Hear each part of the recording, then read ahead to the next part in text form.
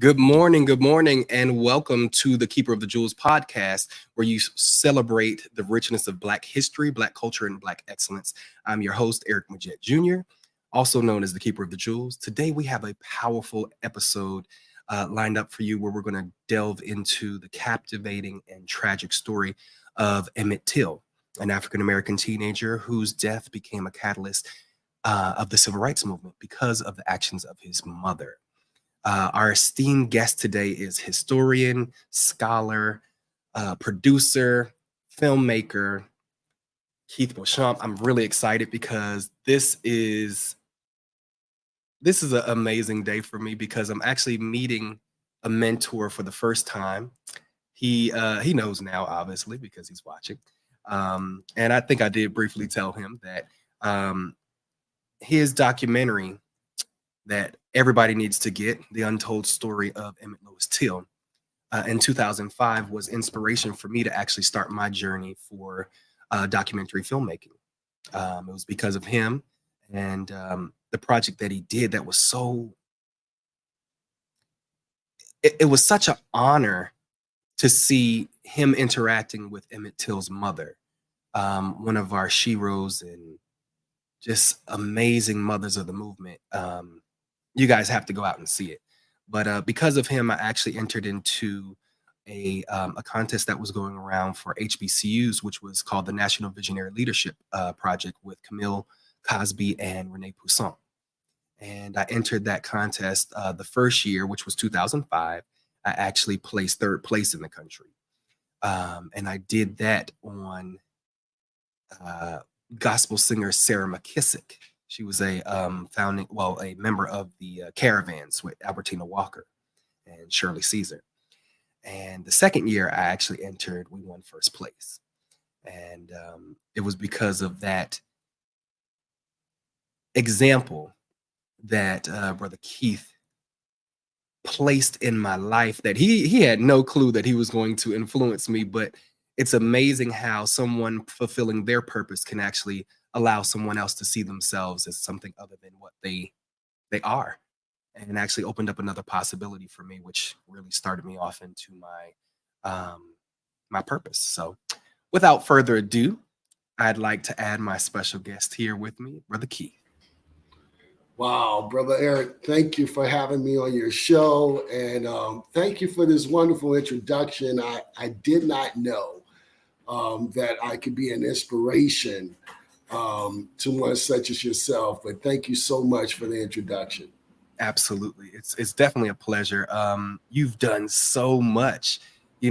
This documentary changed my life. It really introduced me to a deeper understanding of who Emmett Till was, but also why he was important in the work that his mother did. Now, going back for me, I was really introduced to a love for myself and my people and our history in seventh grade. Seventh grade, I actually had my first Black male teacher, and he also happened to be my first history teacher of color.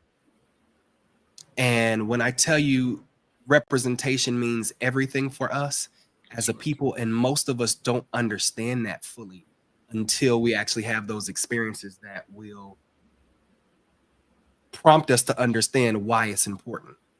Even being an educator, and actually you're from New York, so you're very familiar with Brownsville. I was a kindergarten teacher in Uncommon Schools, the charter network in Brownsville.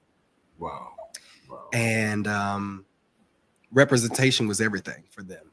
Those kids, it was the first time that they had a Black male teacher in a lot of instances, because most of the teachers right now are either white women. There are some Black women, but it was very rare at that time in 2010 where, there were Black male teachers. It was really just starting, and it was amazing to be a part of that. Now it's kind of scary to say. My kids now are freshmen in college. Wonderful. So that actually was really crazy. A couple of kids now, actually one that I was speaking with his mother a couple of weeks ago, he's down at A&T now as a freshman down in North Carolina. So it's really exciting to see that possibly their representation, because one of the things that we had in the school were all HBCUs from, that were represented in different classes. So they saw Morehouse, they saw a lot of HBCUs attached to up, going to a HBCU. But needless to say, representation is everything. So what you did was expose me to a whole world that was actually unknown. At that point, we knew about the sacrifice of Emmett Till's life, and the reason why the world was changed was because of Mother Mamie Till. But we really didn't know the detail. We knew the history, we knew the myth, if you say, but we really didn't know the details until you decided to do this project. So ultimately, my first question to you is, how did you get on this journey to delving into the murder of Emmett Till? Well, my journey with Emmett Till started when I was just 10 years old. I grew up in Baton Rouge, Louisiana, the Deep South. And I can remember being in my parents' study, going through old vintage magazines that they kept over the years. And I put my hand on a Jet magazine and pulled out the story of Emmett Till. On one side of the page, there's this angelic face of this young little boy, sort of a mirror image of myself at that time. And then on this other side of the page was this horrific face of this monster. And I could not wrap my head around to what I was actually looking at. And I'm sitting there with the magazine in my hand, and my parents just so happened, they walked past the study, and my mother looked in on me, and she saw me with my mouth wide open. And she walks in and she looks over my shoulder and she finds that I discovered the photograph of Emmett. And then she calls my father in, and they both looked at each other and they said, I think it's time to tell him the story. So they told me the story the best way that they knew it, the way they grew up on it. And of course, the name Emmett Till kept resurfacing. When I got into high school, I was interracially dating. And the first thing my parents would tell me before I left the house at night was, don't let what happened to Emmett Till happen to you. So it became an educational tool to teach me about the racism that still exists in this country today. But it wasn't until 2 weeks before my high school graduation where I had my real run-in with racism. And that was when I was assaulted by an undercover police officer for dancing with a white classmate of mine. And it was at that moment, that's what spurred me to want to fight injustice in this country. But I felt the only way that could be possible if I became a part of a system to fight it. So I decided I would study criminal justice at Southern University of Baton Rouge, HBCU, have to put Southern Jags out there. And towards my junior year, it was my hopes of becoming a civil rights attorney. So I studied criminal justice. During my junior year of college, I was introduced to filmmaking by my childhood friend, Jason Geralds, and his sister Yolanda Geralds, who started their own film production company here in New York, and just convinced my parents to let me sit out a couple of semesters. If it didn't work out, I would go back to school as planned, finish undergrad, go to law school. That was the vision. And all of a sudden, I'm introduced to filmmaking, and it completely changes my life. It made me realize the power that one could possess with the stories that they can tell.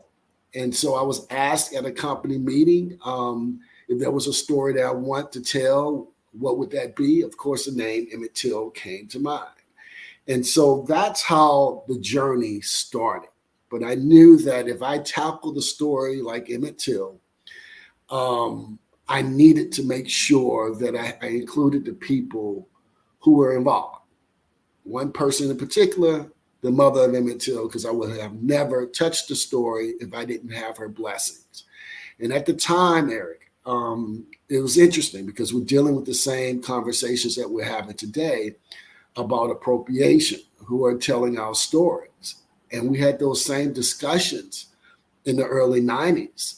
And I said, I'm going to set out and produce a film that's going to be told by the people who lived it.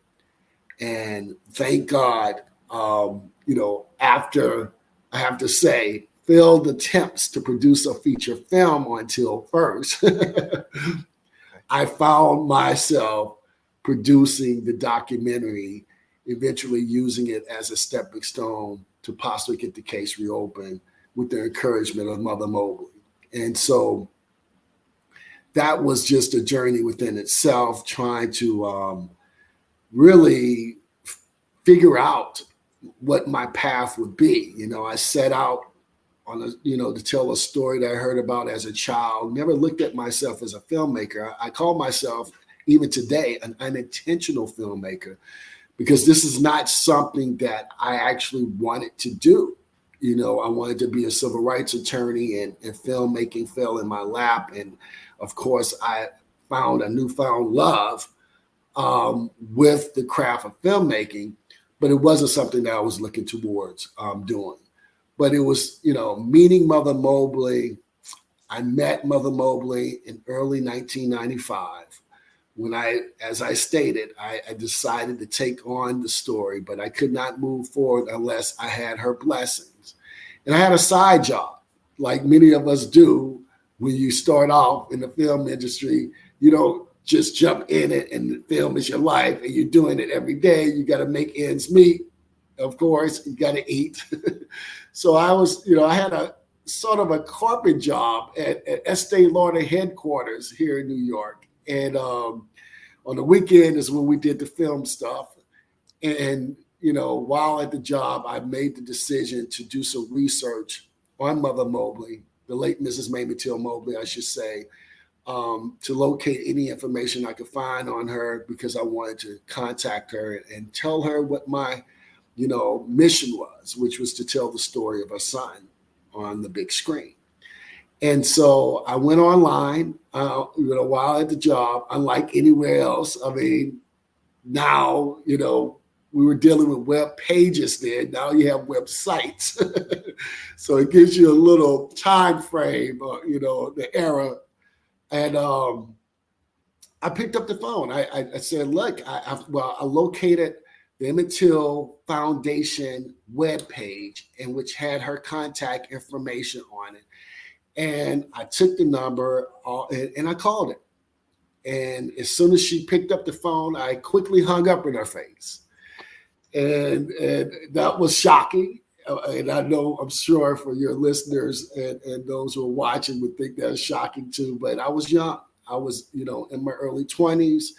I did not know what type of frame of mind the late Mrs. Mamie Till Mobley would be in. I did not want to do anything to upset her or, you know, open old wounds per se. And I fussed at myself after I hung up in her face, and I gathered myself and I picked up the phone. I said, look, if I'm going to do this, I have to communicate with her. And I called her back. And as soon as she picked up, I immediately apologized to her and expressed, you know, how nervous I was. And I think she sensed it as well. And she just told me, baby, just talk to me. Just relax and talk to me. And so I began to tell her how I was introduced to Till and, you know, sort of the story that I told here today. And we ended up talking for 2.5 hours, the first time we, you know, actually talked to each other on the phone. I met her face to face the following year, 2 weeks before Christmas, 1996. And I went to her home, and my best friend was with me. We flew into Chicago, and on our ride there, I mean, to the home, I mean, this taxi driver who was taking us to the house realized where we were going. And so elderly Black man, and he had his own, you know, story about meeting the late Mrs. Mamie Till Mobley. So it was just a very pleasant day traveling to her home, meeting her for the first time. And then upon arrival, we're escorted by a cousin through the home itself. And as we walk through the living room, I'm seeing all these photographs that I saw as a child, and, you know, familiar faces that I saw attached to the story of Emmett Till. And then I look in a distance away into their eat-in kitchen, and there she was, the late Mrs. Mamie Till Mobley. And the only thing the way I could describe it, Brother Eric, is that when she was around and just hearing her talk about when we first met, she said it was like a love affair, or it was love at first sight, because she knew everything about me by that time. And I pretty much knew everything about her as well. And we both had huge losses. I mean, nothing, I would never compare my loss to what happened to Emmett Till, but I lost my grandmother at that time. And, she kind of filled that void of me losing her. And so that relationship flourished to an 8.5-year relationship. And she became my mentor without me even knowing. And it's through that relationship, the 8.5-year relationship, that we actually produced the Untold story of Emmett Louis Till together. And as I stated, it was after my first attempt to tell the story on the big screen. I had wrote a screenplay in early 1995, which was optioned off by producers who had worked with Showtime. And they sat on the project and ended up shelving it. And so I had no control over the content for like 3 years. But during that 3-year window of time, I was already in the South, finding witnesses who had never spoke publicly before.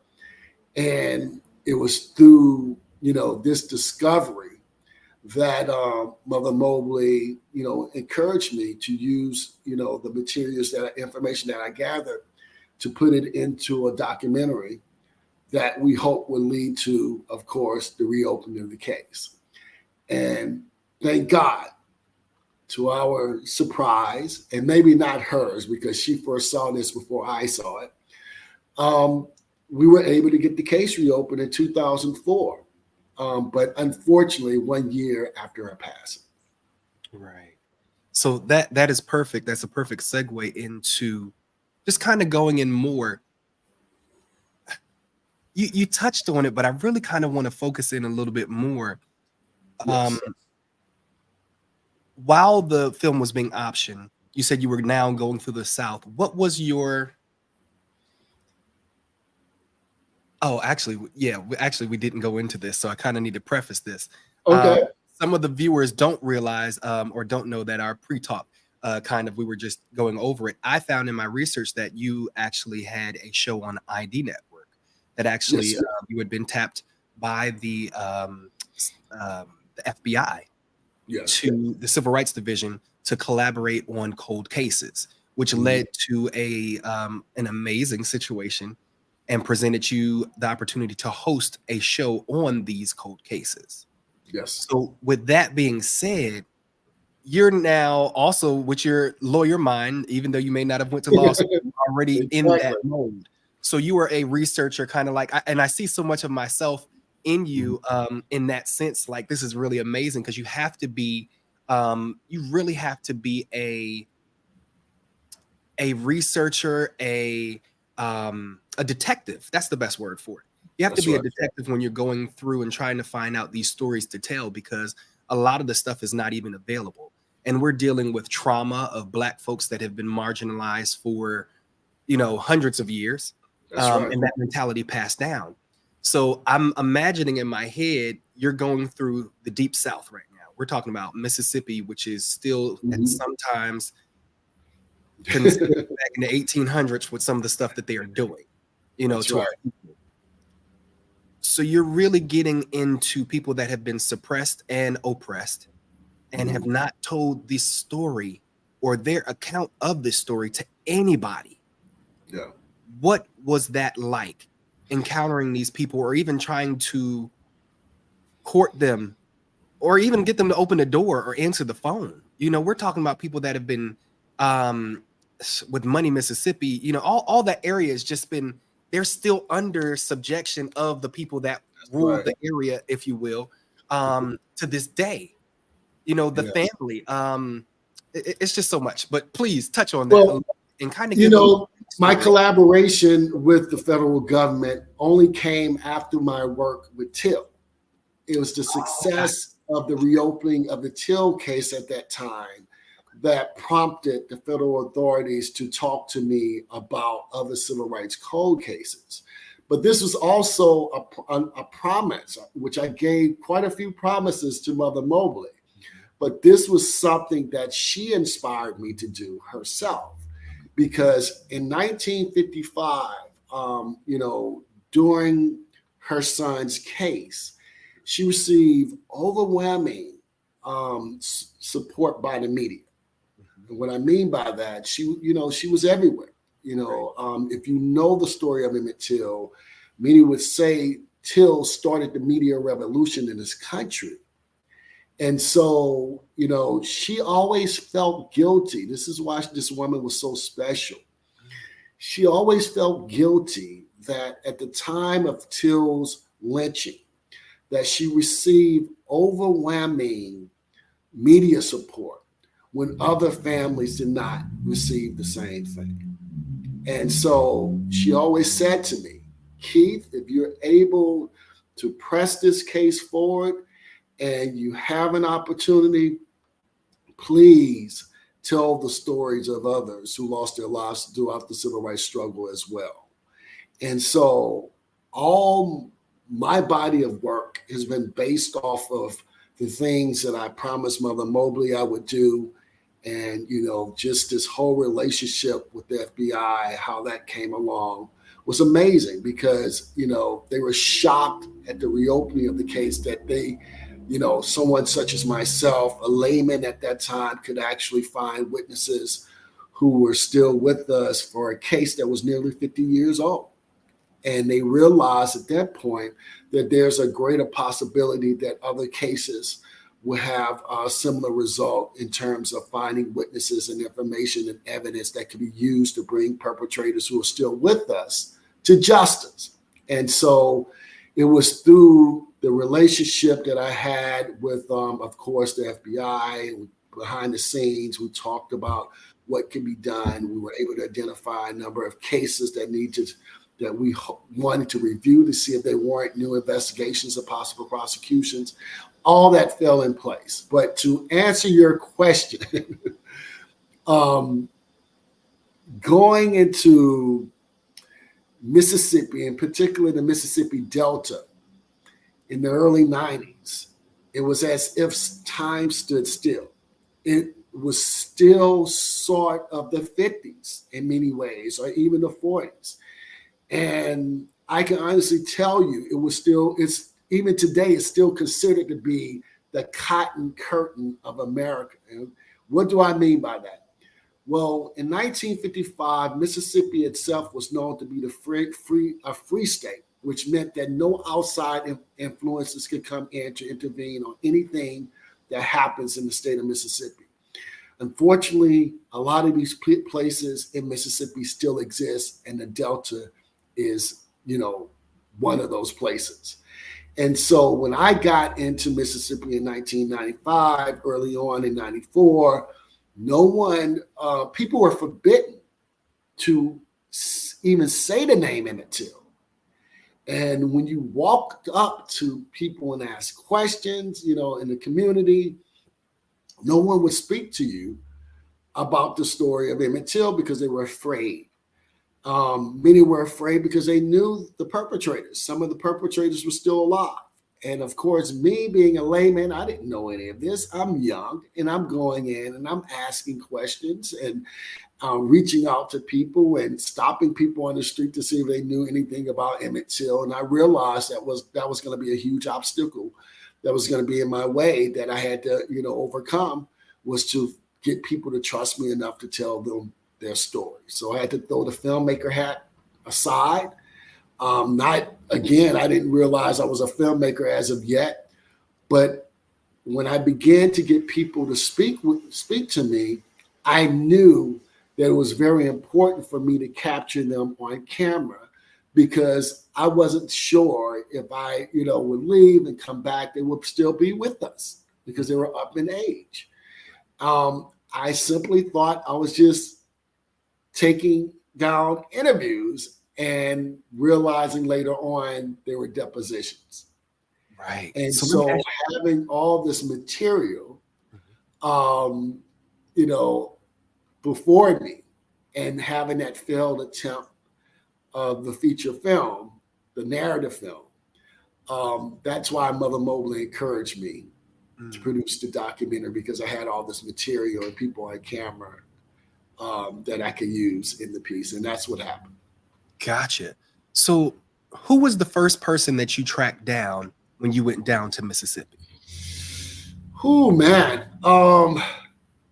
I can't really say the first I guess that would have to be Ruthie Mae Crawford. Ruthie Okay. Mae Crawford was the only female who was at the store that day when Emmett Till encountered Carolyn Bryant Donham, Mhm. Carolyn Bryant. At the time. And so I would have to say Ruthie Mae was the first big person witness, because I interviewed a number of the officials who were alive at that time, some of them Black. Mm, And their stories were great, but not as powerful as the people who were there, the right. witnesses, the eyewitnesses. And so after interviewing Ruthie Mae, I was encouraged to interview Simeon Wright, the cousin of Emmett Till. But the problem is that Simeon Wright never spoke publicly in some time.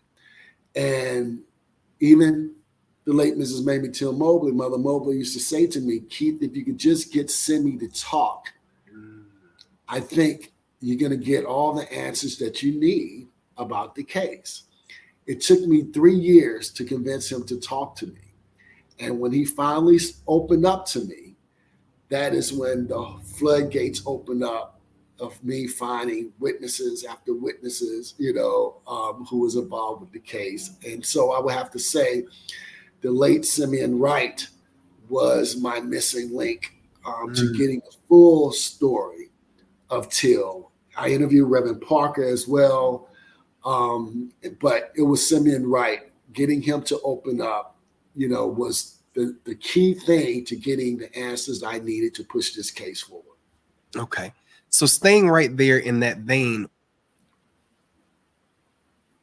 I want you to go back to that day that you actually sat down with him and him opening up for the first time with you. What was the first thing going through your mind? You're sitting here. I'm sure you have cameras set up, lights and everything. Like, what's going through your mind? What is that day like for you? It's interesting that you asked that, Brother Eric. I didn't have moments where I was,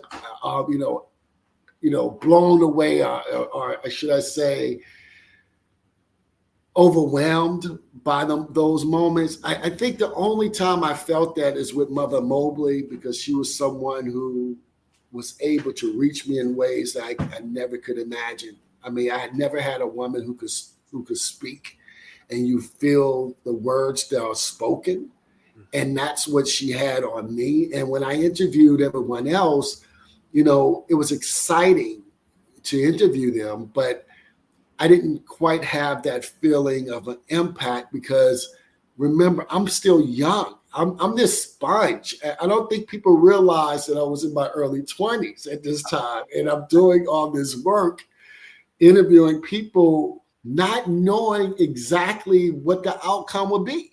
It was only through Mother Mobley where I began to be inspired and have belief in myself, because of this iconic woman beating it over my head that you're going to be the person to get my son's case reopened. You're going to do this. You're going to do that. And so I never realized, in the moment Mhm. of what I was doing and what the outcome would be. It's only now in hindsight Mhm. that I'm able to revisit those moments and say, okay, this is the moment where I'm like, oh, wow, things are changing for the good, right? But meeting Simeon Wright was a huge, huge thing for me. Getting him to trust me, someone who had not spoken to the media in probably, 30 years at that time. And the reason why he stopped speaking publicly was because of how the media was handling the case, how they were trying to blame Moses Wright's side of the family for the kidnapping and lynching of Emmett Till, how they wanted to blame his family for all the things that went wrong. And so, even up to me calling his house, he hung up in my face quite a few times when I called and said that he did not want to speak to anyone about the story because every time he did an interview, they would write something that they wanted to write, their own narrative, and not write what he said. And so many years he just clammed up and said he refused to talk. But his wife, Miss Annie, and I have to say, she's a trooper. Every time I would call in that 3-year span, she would work him. She would work him like, you need to talk to him. He needs the truth. He's a young kid just trying to find enough information to help the case, to help the family. And one day she reached him and he got on the phone with me. He said, all right, Mr. Beauchamp, I'm going to tell you this now.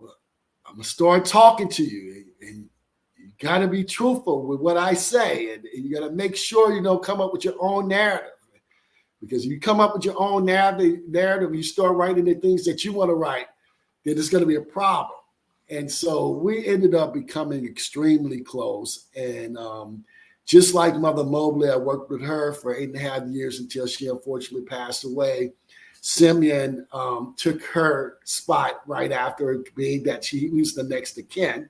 Mm-hmm. And I worked with him until he unfortunately passed away in 2017. And so, but getting Simeon to open up to me, Mr. Wright to open up to me, is what really pushed this case forward. Yeah. So what was it? It's kind of a rhetorical question. But what was it that took this layman, this person that only had purpose, that didn't know the techniques that officials, detectives, FBI, CIA, all of these people had training? What was it that took Keith? Yes. The young man with the purpose that was really given this assignment. But what was it that you were able to do that the FBI, the CIA, the sheriffs, the police department could not do? I think you said it, best first. I mean, very passionate about this and driven to tell the story. Thanks to the late Mrs. Mamie Till Mobley, was my inspiration. I truly believe, if not for the legacies of Mother Mobley or Emmett Till, you would not be talking to an Emmett Till filmmaker or a Keith Beauchamp filmmaker today. It wouldn't have happened because this wasn't in my cards. But I have to say, Brother Eric, it was my youth. That's what got me into the doors and speaking with people and witnesses, and it worked to my benefit because, unfortunately, even today, we still have the stigma of law enforcement. People refuse to talk to law enforcement. But here was this young kid in his early 20s walking around in the Mississippi Delta at 22 years old, asking questions about a case, a story that was way before his time. And, I walk into these people's lives and I'm saying to them, look, I want your story because I want to make sure justice prevails in this case. And they heard it before. Did most of them know that you were involved with Mother Mobley? Many of them did. Yes. Many of them did. They never really met her, though. That was the thing. Some met her at the time. I mean, a lot of the kids who were at the store that day, who witnessed everything, never met her face to face. And that all happened in 2002 when I brought everyone together here in New York. And she had an opportunity to meet the rest of the kids who were at the store that day in 1955. And so that was a moving experience. Also, we had conversations often about me sharing materials with her because she knew that of course, I had a big heart, and I wanted to protect her from Mhm. anything that I felt could hurt her or to open up old wounds. But she made me promise, no matter what came across the table or what information that I came across, to please share it with her. And that was our relationship. So a lot of times she was learning through me what happened to Emmett. And when I produced the Untold story, there were a number of interviews that I interviewed at her home. I interviewed the witnesses at her home, I'm sorry, Oh, okay. in order for her to participate in the interview Mm. process, because she had never sat down and asked the questions that she had wanted to ask back in the 50s when this all, of course, occurred. And Wow. so, that was our, relationship, and I miss her dearly, man. Honestly, she believed in me before I even believed in myself. Of course, my parents believed in me because the way the Untold story of Emmett Louis Till was produced, it was produced by my executive produced by my parents. They gave me the money I was supposed to go to law school with to produce the Untold story of Emmett Till. Wow. And so without their help and my parents' belief in me and Mother Mobley in my ear, this could not have happened. And so, but it did. And now you see what has happened since that time. There's so many things that have occurred because of the release of the Untold story and the reopening of the case. Wow. And that's really remarkable, hearing a lot of these gems that most people don't even know. And actually, from even as many times as I've watched this, the documentary, I didn't know that they were filmed at her house. She was A there. couple of interviews, yes. These are all questions that were in my mind, like what was going on, who was there. So it's really great to find the behind the scenes stuff, knowing that she was active in the process. Going back to some of those interviews that are so pivotal in this case, Ruthie Mae and a bunch of other interviews that you did for this that kind of blew the top off of anything that was being hidden and suppressed. It was really, really amazing. What was some of the things that you had to leave out that that influenced the case that would never be known?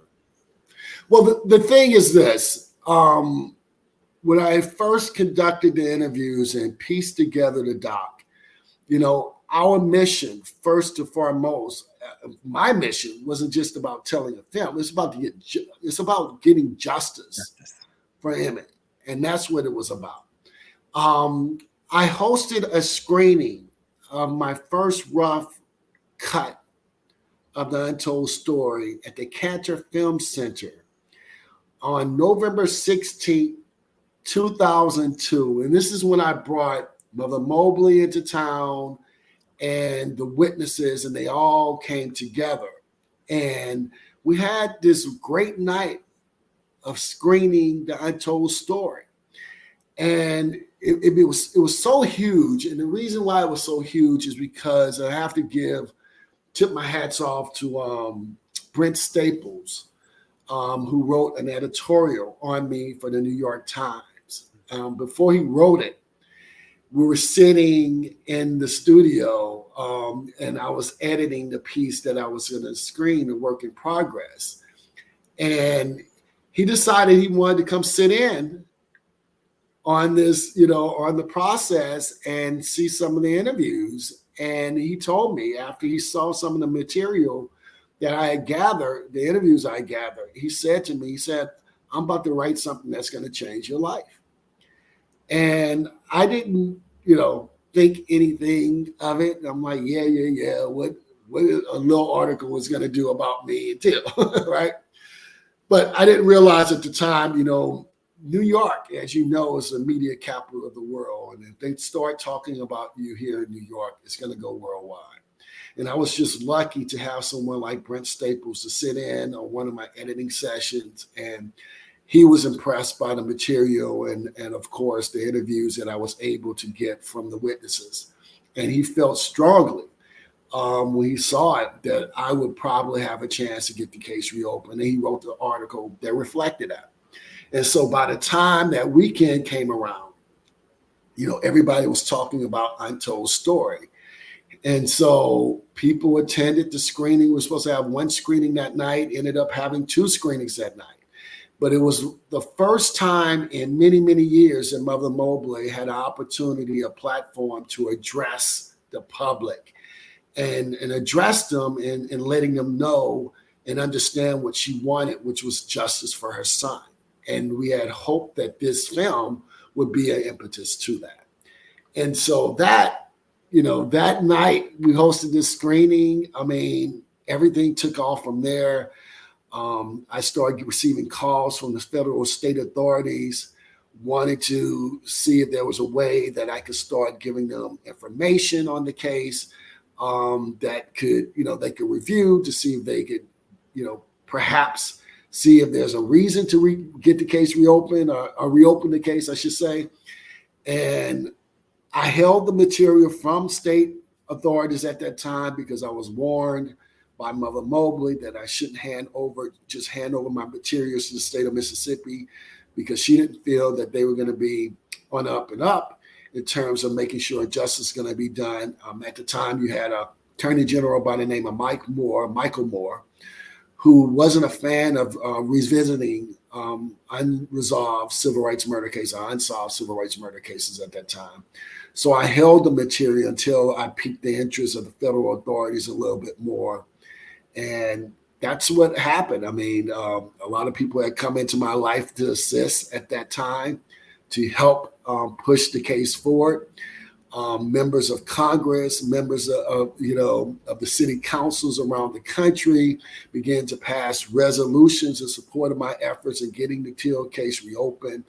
So it became a collective effort by, not just myself and my crew, but the whole country seemed to have been involved in the process of wanting to see the case of Emmett Till reopened by way of the city councils and members of Congress. So it was a wonderful ride, I have to say. So much detail.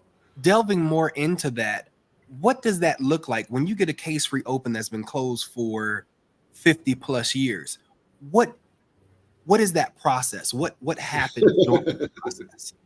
Well, Till was just, an amazing thing for myself because I don't think people realize, just like the film took me 29 years to make, Untold Story took me 9 years to make.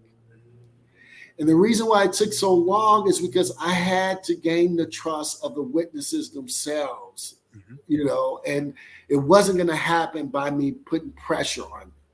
So again, I had to take my filmmaker's hat, throw it to the side and become friends so they can trust me enough to tell me their stories. And that's how the Till Untold Story began to grow and it became a film.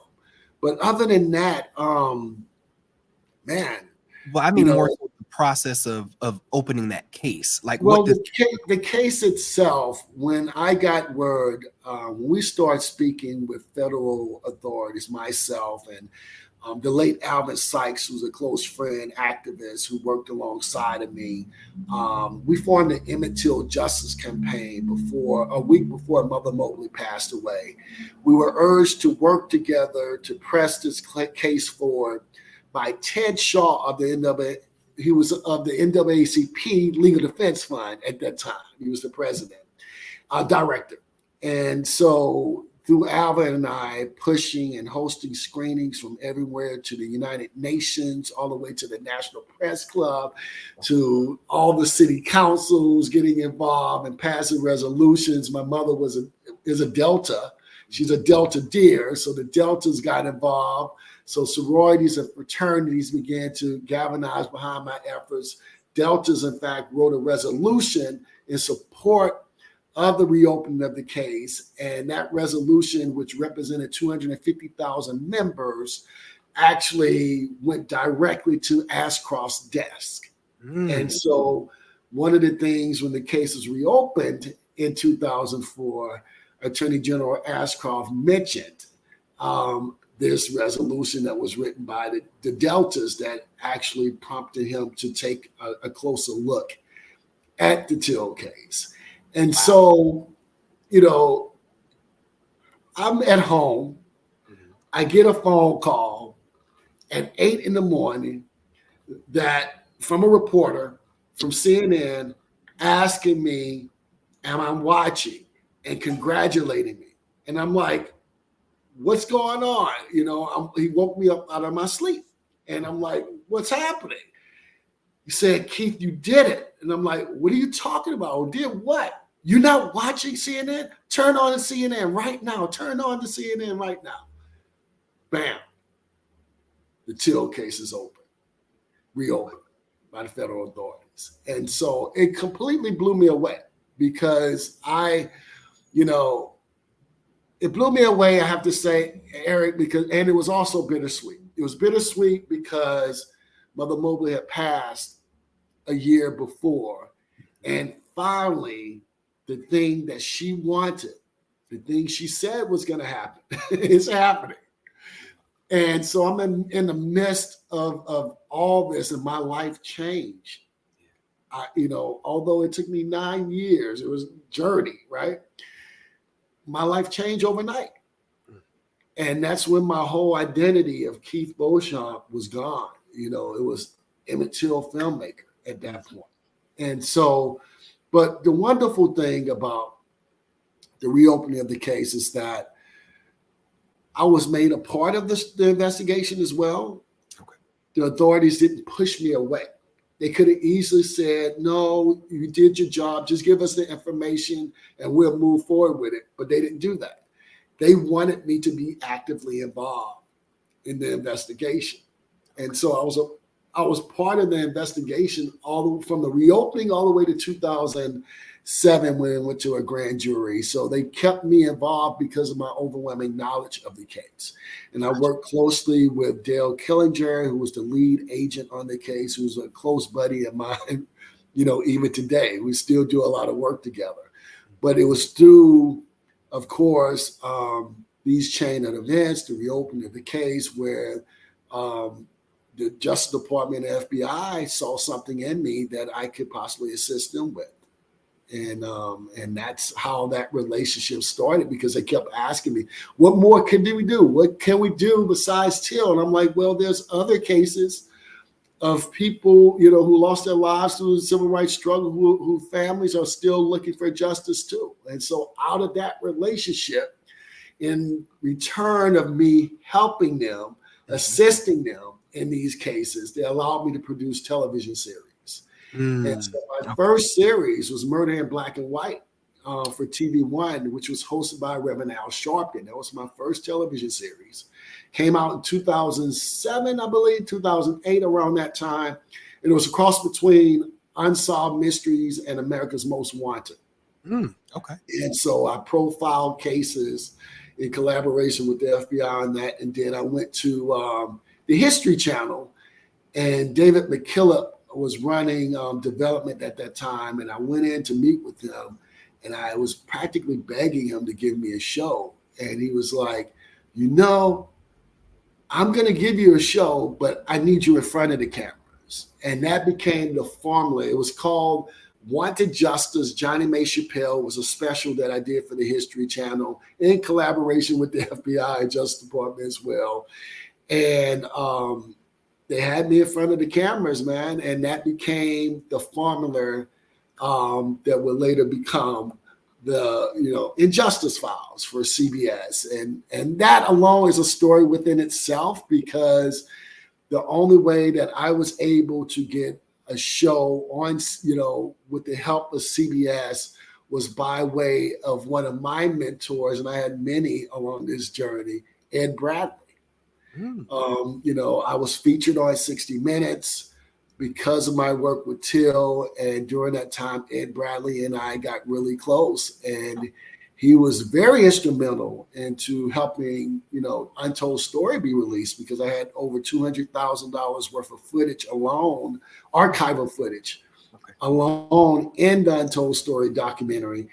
And I did not have the money for it. And so after he shot the show on me with 60 Minutes, the 60 Minutes piece on Till, he asked me, he said, what is it going to take to get this done and get this out?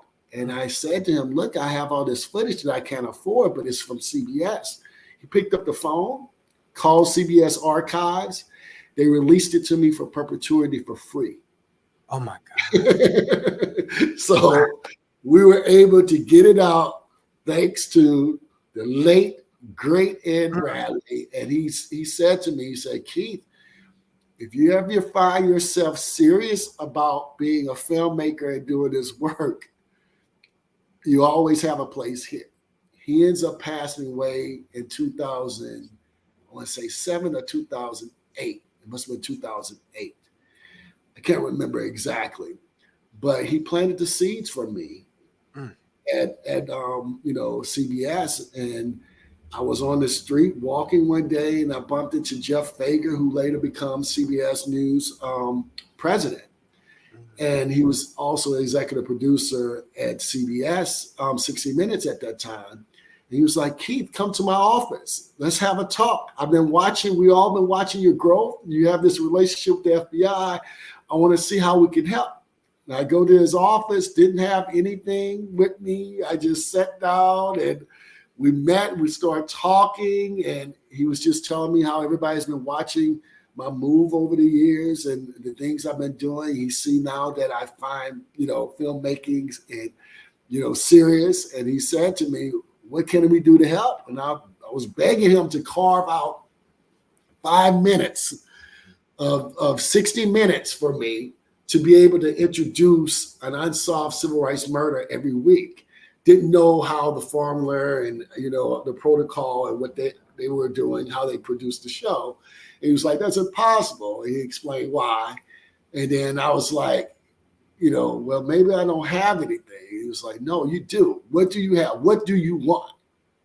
And I said to him, well, I have this idea of producing this series on unsolved civil rights murder cases and injustices where I could profile, these cases. And he was like, oh, that sounds cool. Let me call someone else. He calls Susan Zorinsky, and 48 Hours at that time. She was, the executive producer. And she called me over and we met that same day and we both created the Injustice Files, the first independent series outside of CBS News. Wow. Yep. All because you answered the call, you followed your purpose, and here we are today. That's right. That's amazing. That journey is amazing by just being in the right place at the right time, and following through. That's and the right people, because I had so many great people that come into my life to make sure that I was going to stay on this path and not divert from it, And I like to say, especially when I give talks, I tell people all the time, it was a struggle, but it wasn't a struggle that I see other filmmakers have. My struggle was a little different. I somewhat had a cheat sheet, and my cheat sheet was Mother Mobley. One of the things I don't think people realize was that she was clairvoyant in many ways. She saw things before it happened. I mean, she visualized Till and all these things. I'm sure if you look at the story, you hear her story, you get a sense of that. Definitely. But she basically laid out my career. And my only struggle was trying to make sure that the visions that she saw was in fact me, and having patience. I knew the things were going to happen, but I didn't know when and how long. And that's the only reason, because people are like always coming to me, how can you stay with something 30 years? How can you, and not knowing where it was going to end? How can you do that day in and day out? And believe me, Brother Eric, I slept and ate Emmett Till. I wake up in the morning, think of Emmett Till. I go to bed at night thinking of Emmett Till. That's still in me today. But when I gave her a promise that I would do everything in my power to make sure that justice is done, that was, something that was deeply in me to do. And I could not stray away from it. But it was because of her vision she had of me that kept me going and kept me inspired, because I started testing the waters, per se. If this is really me, the visions that she has of me, when I get into situations, and I went and got into many situations along this journey that made me believe that I was going to fail. But something always bring me up. It's a witness that has never been seen before or found. I will find them and they would talk to me. It was that kind of stuff. I will find this, I will find that, if you know, that information. And that made me realize that perhaps the vision that she actually saw of me is actually me. So let me ask you, because that's a great point right there. Let me just dig into that a little bit more. So was the hard part actually you believing that you could do this, or was it you just kind of wondering whether it was actually you? What was that hard part for you? It was both, because remember, I keep saying to people, I was young, man. You know, at 20 years old, mid-20s, I consider that being young. But when you look at Dr. King, he was 26 years old, you're like, damn, wait a minute, at the time of Emmett Till's death. But, you know, my biggest struggle was believing in me enough that I would continue on regardless of what is said of me. Because, you know, even today, I had to battle the critics. You know, I had to battle civil rights leaders and activists that we all read about telling me, you need to step back, brother. This is before your time. Nothing like this is going to ever happen. You would never get the Emmett Till case reopened. You just beating a dead horse. Why are you working on this? You know, I got that every turn almost. And it was discouraging. It was very discouraging, but it was something deep inside of me that said I had to keep going, especially after the passing of Mother Mobley. That really got to me, because I thought my world was caving in when she passed away. It really almost destroyed me, you know, and it was through my friends and family that I was able to get out of that darkness and continue to fight, because I knew that's what she wanted me to do. Because she often said to me, look, I may not be here for the full journey, but these are the things I want you to do. And all I've ever done, Brother Eric, is took heed to everything she said, everything we discussed and she wrote about me doing. I did it and everything fell in place. Again, my biggest challenge was trying to figure out if this vision that she saw in me was actually me, or was it something that she was blowing in the wind? You know, I didn't know. But now in hindsight, which is the very special moment in my life, I have an opportunity to revisit some of the things that she used to say to me and try to instill in me, and realize that she was clairvoyant. Emmett Till's family, a number of the members of the family was clairvoyant, but I didn't actually knew that she really tapped in on it and had that until later on I realized it. Okay. So we're going to put a pin in it. We're going to take a 30-second break so you can breathe, and then we're going to jump right back into it. Okay? Yeah.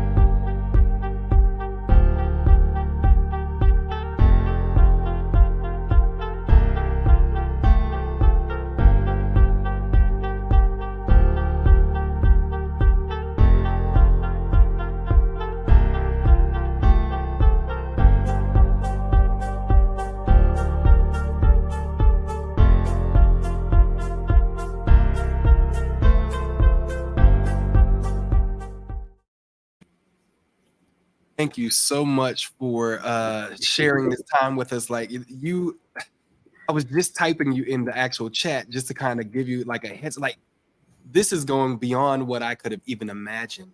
Tapping into themes that I've been thinking about and actually just delving into in my journey. You know, so to hear these things that Mother Mobley manifested, this whole experience, this journey, this documentary, this film, you know, everything, your career. Right. And by you following and actually believing everything that she said, manifested it into reality. You know, it was a co-creation there. That's that right. most people don't even get to talk or tap into. So That's you right. even tapping into that is a major thing. But there's one thing that I kind of wanted to jump on that popped out was the imposter syndrome that was Yes. kind of, you were Wow. dealing with at that time. And I still have it. It's not that time. I still have it today. yeah, I believe that. I believe that. I Yeah. think all of us Yeah. do. And we start to wonder and doubt, but no, these are the things that you were purposed with. That's right. These are the things that actually you were assigned with that would have never happened if you did not accept your assignment. That's right. And that's the kind of thing that we have to remind ourselves when things are taking a long time. I align with everything that you're talking about. Like even with my journey, with my collection, we haven't had the chance to talk about it, but I have one of the world's largest Black history collections. I have over 15,000 pieces of original Black artifacts. Beautiful. And so many things that I'm listening to, and it's encouraging me just by you saying, this process took 30 years in the making. I'm kind of at that number myself. So I'm kind of like, okay, yeah, it's about to break. Have it now. But really kind of picking up with the imposter syndrome and following the transition of Mother Mobley. What did that look like for you? Kind of reminding yourself, I guess, and I'm kind of filling this in just by, what my spirit is saying, but reminding yourself of who you were and your purpose. What did that look like after her transition? After she transitioned, again, it was like one of the hardest moments of this journey, realizing that the person I was leaning on, who was inspiring me every day, is no longer here. It was difficult, but I also, what pulled me out of this, I also had the other witnesses. Mm-hmm. Remember, these are people who entrusted me with their stories.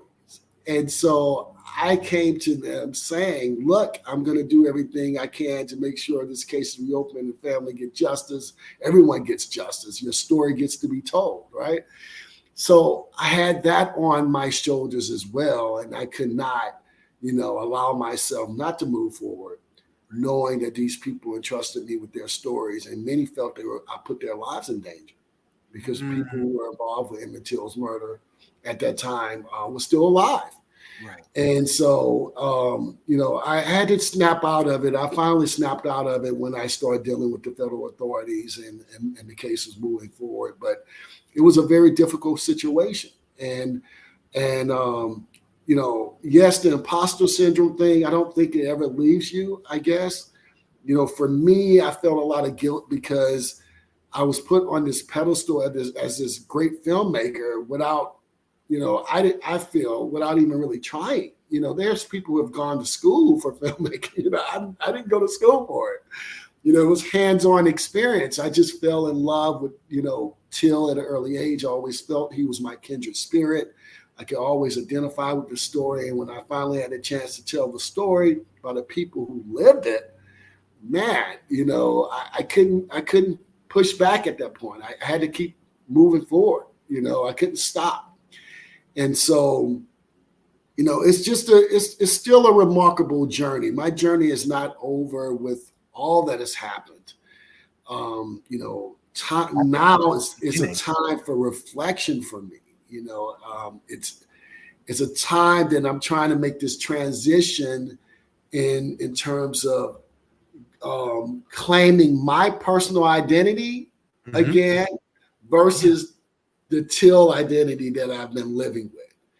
And so my relationship with my kindred spirit, I have to break that and move on. I have to grow because I don't feel I've grown, Brother Eric, because all I've ever known was the story of Till and the work that I've been doing with cold cases. I don't have anything else. You can't tell me, Keith, go get another job now and do something else. I can never do it. And that's how I've been in this limbo this whole time because I was 22 years old when I first started. This is all I know. I don't know anything else. That is so interesting.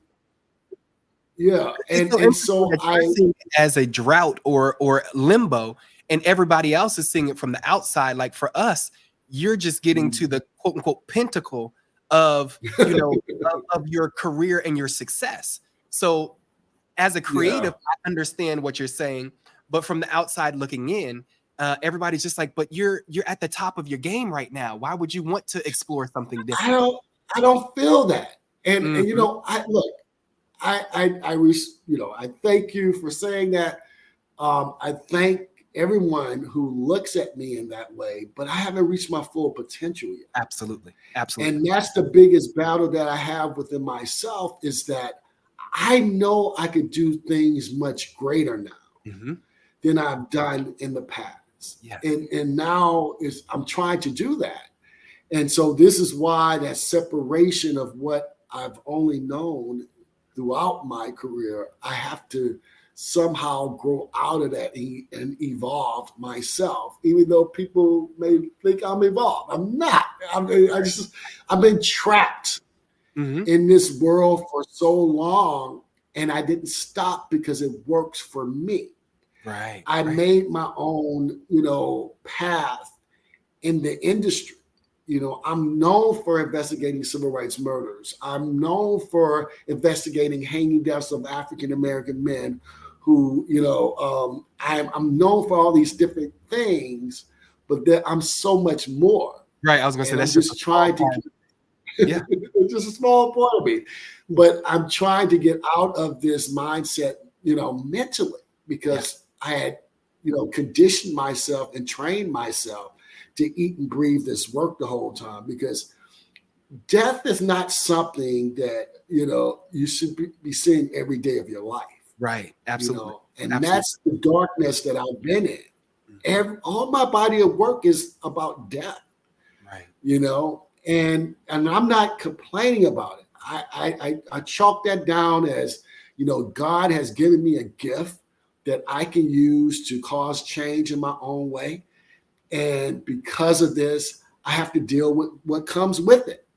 But I shouldn't stop doing what's working and was giving a platform for these families and giving us an opportunity to expose issues that are haunting us every day.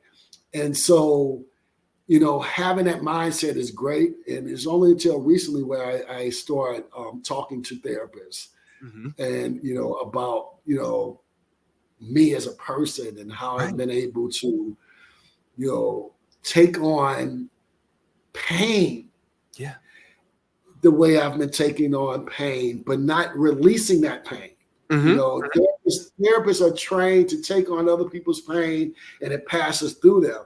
That doesn't happen with me, because I would actually pray that someone's pain is put upon me, because I felt that I could hold on to that pain for them, just for that small window of time, so they can feel that they can grow and evolve and out of that pain themselves. And I was cool with that, because I said, maybe that's what it's supposed to be. Maybe this is why I was given the gift to tell these stories, and maybe it's supposed to happen this way. There was one thing that you missed, and that's the part where you're at now, is the transmuting of that pain, that darkness, that energy. Now you're transmuting it to the next form, and that's the part that I think you'll be able to take away to transition into where you're headed now. There's an amazing story that I was watching. Dr. Barbara King, who is major in, I guess, the New Thought community. She's since passed, but she was giving an example of her life, her early life, dealing with that pain, that type of pain that you were talking about, and how she was able to change it. And she likens that period to her being a caterpillar, and all the strengths, all the things that she had to deal with in that. And then going through that cocoon phase, which you were just talking about, all the struggles, all the pain going through it. And that was just how literally it was just strengthening the caterpillar's arms and the wings and the legs and everything for when it was ready to transform into the next phase. Then she talks about how, because she had a lot of stuff that she dealt with, like rape at a young age, just not being raised by her parents, all these different things.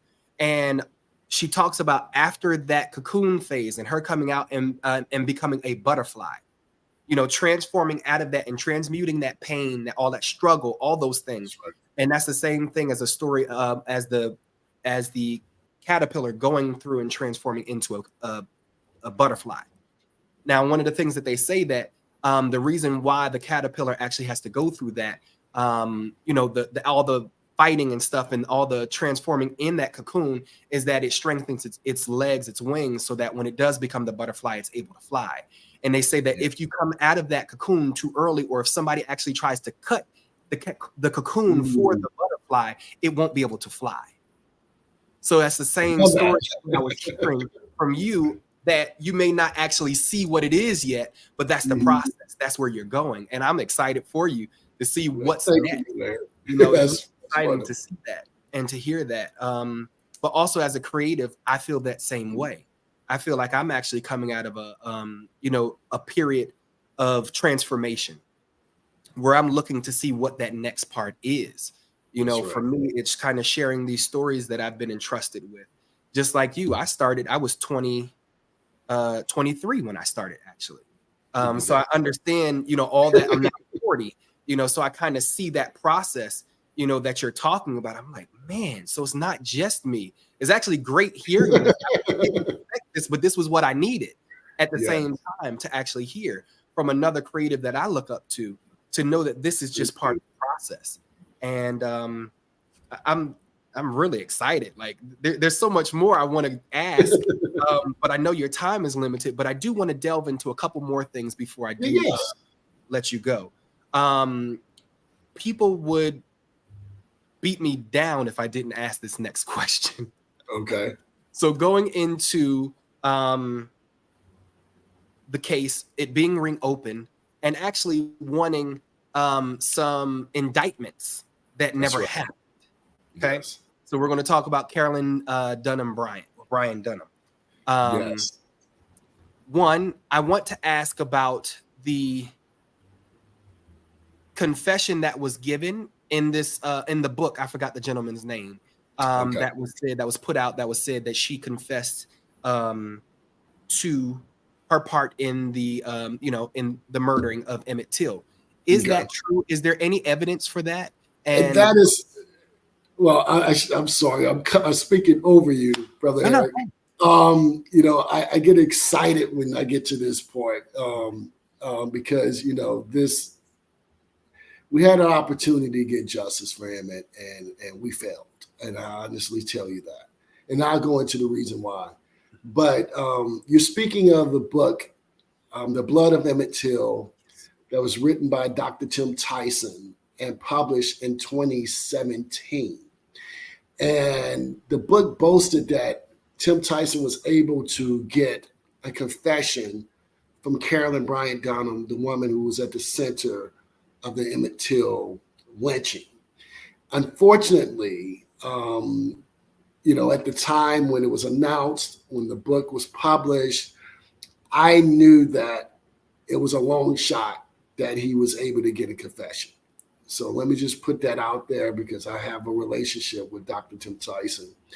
And he told me about the first time he interviewed Carolyn Bryant, but he said to me she didn't say anything that he felt strongly would be helpful with the case. So all of a sudden, that was in 2009. All of a sudden, 2017 comes around and there's this big announcement of this published book all over the news. And so I immediately reached out to Dr. Tyson about it and asked him why didn't he come to me, knowing that I am very intricate in the Emmett Till case and I'm part of the investigation. Why didn't you come to me with this information early on? Because then perhaps we would have had a better outcome in the 2007 grand jury hearing where a no true bill was passed. And he said to me that he didn't feel that the information would have been helpful because the case was closed. And I said, wait a minute, Till's case is a cold case, which never closes. You just have to get more information and evidence to bring forward. And so we had a little disagreement about that, and I just moved on from it. But it's because of Tim Tyson's book release that allowed me to go to the late Simeon Wright and ask him how he wanted to proceed, because I said to Mr. Wright, look, we have an opportunity to get the case reactivated at this point, because not because of what Tyson said about this confession of Carolyn Bryant, but he mentioned the memoirs of Carolyn Bryant in this book. Right. And so when I heard memoirs, oh my God, I'm like, we're going to get this case reactivated so the authorities could get their hands on the memoirs, because I believe, to the utmost, she was culpable. And I know that people realize it now, because that was my whole fight the whole time, trying to make sure that Carolyn Bryant is brought to justice. And so because of Tyson's book release, it allowed us to go back and get the case reactivated. So we got the case reactivated in 2017.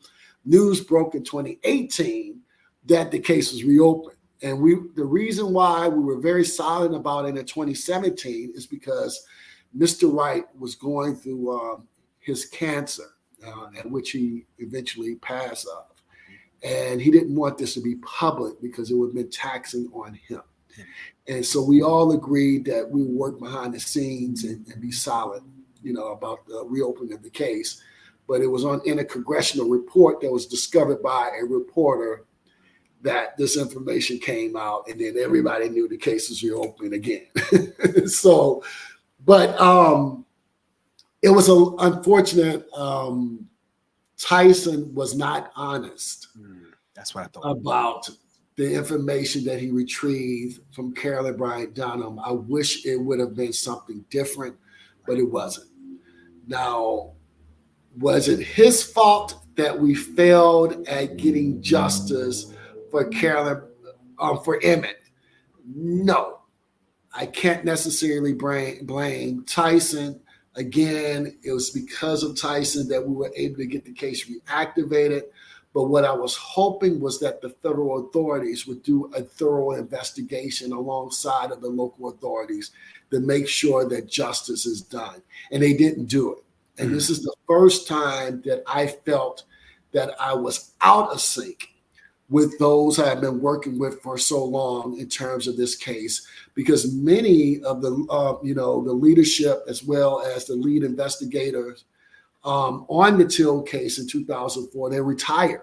So I'm working with a whole nother administration along the way, and we didn't gel. It didn't work out for us, and it was so frustrating because Mr. Wright ended up passing away right after the case was reactivated. And there was no one in terms of next of kin that was pressing the case forward. And that was when, of course, I ended up teaming up with Deborah Watts and the Emmett Till Legacy Foundation. And they came aboard to start speaking for the elders and their family who wanted to see justice done, who wanted to carry on what Mr. Wright wanted, which was to get justice at all costs. And, of course, unfortunately, we had bumps in the road. We had local authorities, the DA in particular, who we felt didn't want to see justice truly done, who were involved with stalling the case until Carolyn Bryant Donham passed on. And that's what happened. And so there's a whole nother story, Brother Eric, that people will learn soon enough, because I have to set the record straight. Right. That's going to be my bookend of breaking away from the Emmett Till story, because people need to understand the truth to why we didn't get justice. Carolyn Bryant Donham should have been held accountable for the kidnapping and her participation that led to the lynching of Emmett Till in 1955.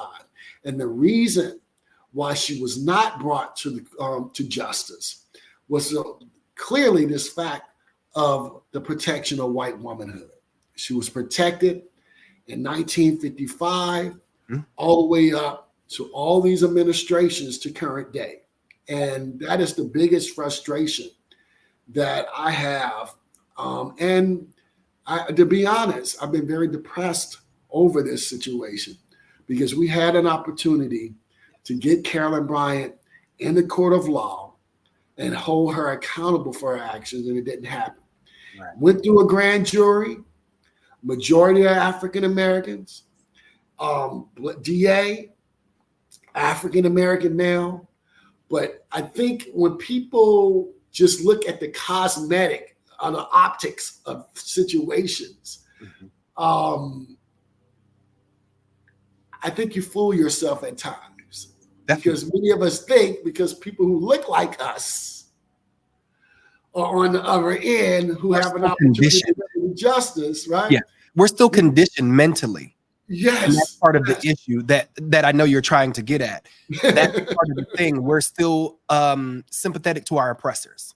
Exactly. To a detrimental point.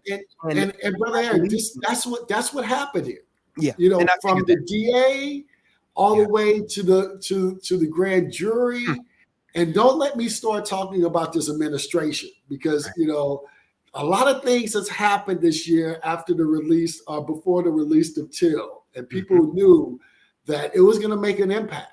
I mean, we had the passage of the anti-lynching, act, which, we've been trying to get passed for many, many years, actually 120 years, Definitely. Over 200 attempts to get it done. Finally was signed into law by President Biden. We had our screening at the White House, which was a huge, huge privilege to be able to do that. All the way up to the designations recently, not to mention the Emmett Till Unsolved Civil Rights Crimes. I've been involved with all this. Yeah. But I also realized that along the way, how should I say it? Just say it. Go ahead. I believe I was being gaslit. I think we all were being gaslit. Absolutely. Because these political gestures were being done. All surface. Having true justice, which would have set a precedent to many of these cases that we're dealing with. But most importantly, the Till case, we failed. And that's the way I look at it. Yes, we had all these things, this change, these gestures. Yeah, but we failed at the one thing that Mother Mobley wanted us to have, which was justice. Justice for Emmett. Having justice and then following up with these, designations. It would have been so overwhelming, powerful and inspiring for those of us now and those of us who are coming. Especially families who are dealing with this on a regular basis, who want to see courtroom justice. We failed. Yeah, it would have had more meaning. It would have had more meaning. If it actually followed through with what you're saying is, and you might be bound or whatever that you can't say this. Okay, gotcha. But it would have had more meaning putting Carolyn Donham behind bars, holding her accountable. Even in her sickness, because what they did back for Medgar Evers, they actually held Byron D. LeBeckwith accountable. That's right. He did, and his health was failing as well. So we've seen this time and time again, Brother Eric. You can even talk about what we see happening almost every other day, where you see Nazi war criminals being extradited from this country at 101 years old. Right. A Nazi war criminal who was a female, 97 years old. They're all, brought into the court of law in Germany and held accountable for their actions. So why should we, witness anything different when it comes to civil rights war criminals? It's the same thing. It's the same thing. And that was my argument. Absolutely. And being that Emmett was the catalyst that sparked the American Civil Rights Movement. The reason that we are able to have our free liberties, I thought this was a great opportunity for this country to stand on the right side of history and not allow this woman to just get away. Right. And it happened. You know, they went through the formalities, they went through the grand jury. Right. But what about this saying you used to always have with grand jury hearings? Oh, a DA can indict a ham sandwich if they wanted to, right? Right. If it's he wanted all about the argument, how you argue and present a case. And so we failed 2 times at that. Right. We know from the first grand jury hearing that it was a lot of corruption, which is going to come out. And this one, I'm sure we're going to find information on corruption here without a shadow of a doubt.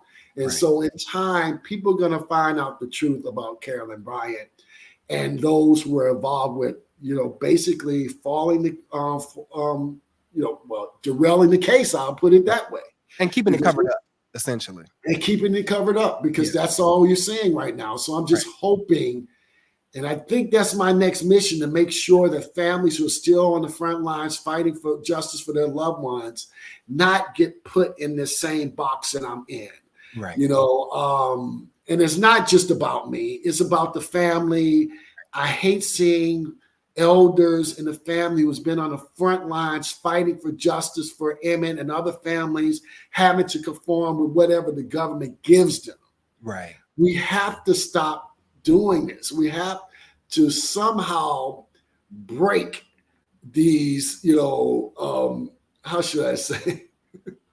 We have to stop letting administrations use us for their own personal benefit. Absolutely. And that's what I see happening. And I hate to say empty promises. That's completely. it. Yeah, that's what it is. It's smoke and mirrors. And we've fallen for this for time and time again. That's right. If we just talk about just from the civil rights movement, just from the passage of, you know, the Civil Rights Acts and different things that were really smoke and mirrors just to kind of pacify us. And we've accepted it, you know, all these things. And we have to get at it exactly like you said. That is what's going to change the trajectory of justice in the future. We need a revolution, and we haven't had it yet. I mean, we had it in the 50s. Right. It happened, which is the only reason why I kept telling the Till story over and over again, because people would, you know, I would do lectures all the time, and I would think about, you know, the things that I'm actually saying to students and young people who are asking me, how can we get to the next movement? What will it take? But I also understood early on the importance of telling Till's story, a story that people wanted us to forget, because if we could arguably say that the civil rights movement was the greatest movement ever produced by citizens of this country, the most successful than any movement of any day, then you have to look at the story of Emmett Till and understand what transpired and the courageousness of his mother, the late Mrs. Mamie Till Mobley. I truly believe that Mother Mobley had the blueprint to man's liberation when it comes to racial progression in this country. Because, you know, in our harsh reality, Brother Eric, racial progression has only happened through the blood, sweat, and the death of the Black body. Absolutely. It haven't happened any other way. Mm-hmm. So we're looking and we're longing for this new movement of change. We must identify the things that are happening around us. And there was this quote that Mother Mobley will often tell me. She will always say this to me when I'm leaving or we departing from each other. She will always say to me, Keith, we must continuously tell Emmett's story until man's consciousness is risen, because only then that will mean justice for Emmett Till. Now, for the longest time, in the 22-year-old head, you know, 20-something-year-old, 30-something-year-old head, it didn't really gel and click with me until later on, probably a good decade or so ago, where I realized that those words that she was speaking were prophetic in many ways. And what she was saying to me was that we must be aware about everything that is happening around us, because no matter what we do in terms of Emmett Till, we may even be able to attain courtroom justice. It's not going to stop all the Emmett Tills of the world from happening.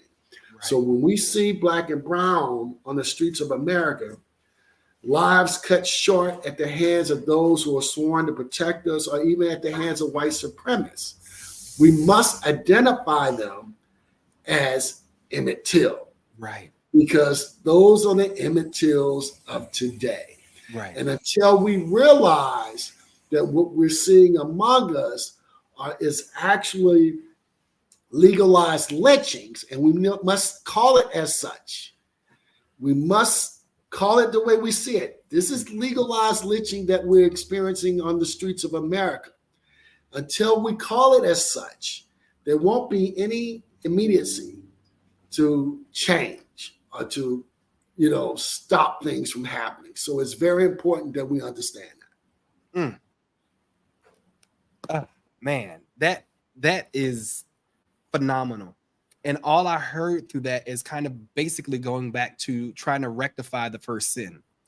And if we're going to talk for this generation or the generation before, that is the one injustice that still has not been paid for.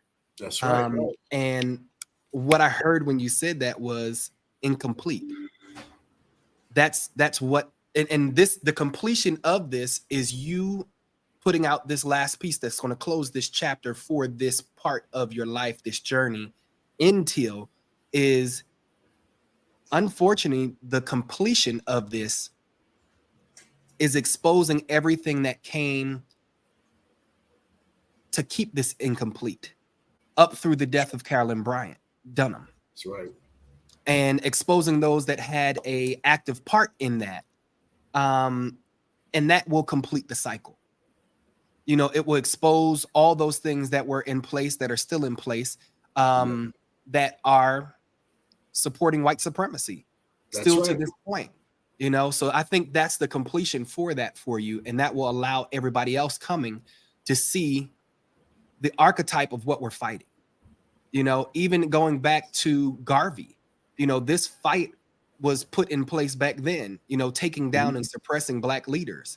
And then they, one reincarnated it with Malcolm X, with Martin Luther King, with, all these things have been perpetuated from this same thing that they put into place. Now you're able in a place now to expose that for what it is, so that all these new Till families, are able to see what they're up against and actually see how to get to justice through the injustice that was incomplete with Emmett Till.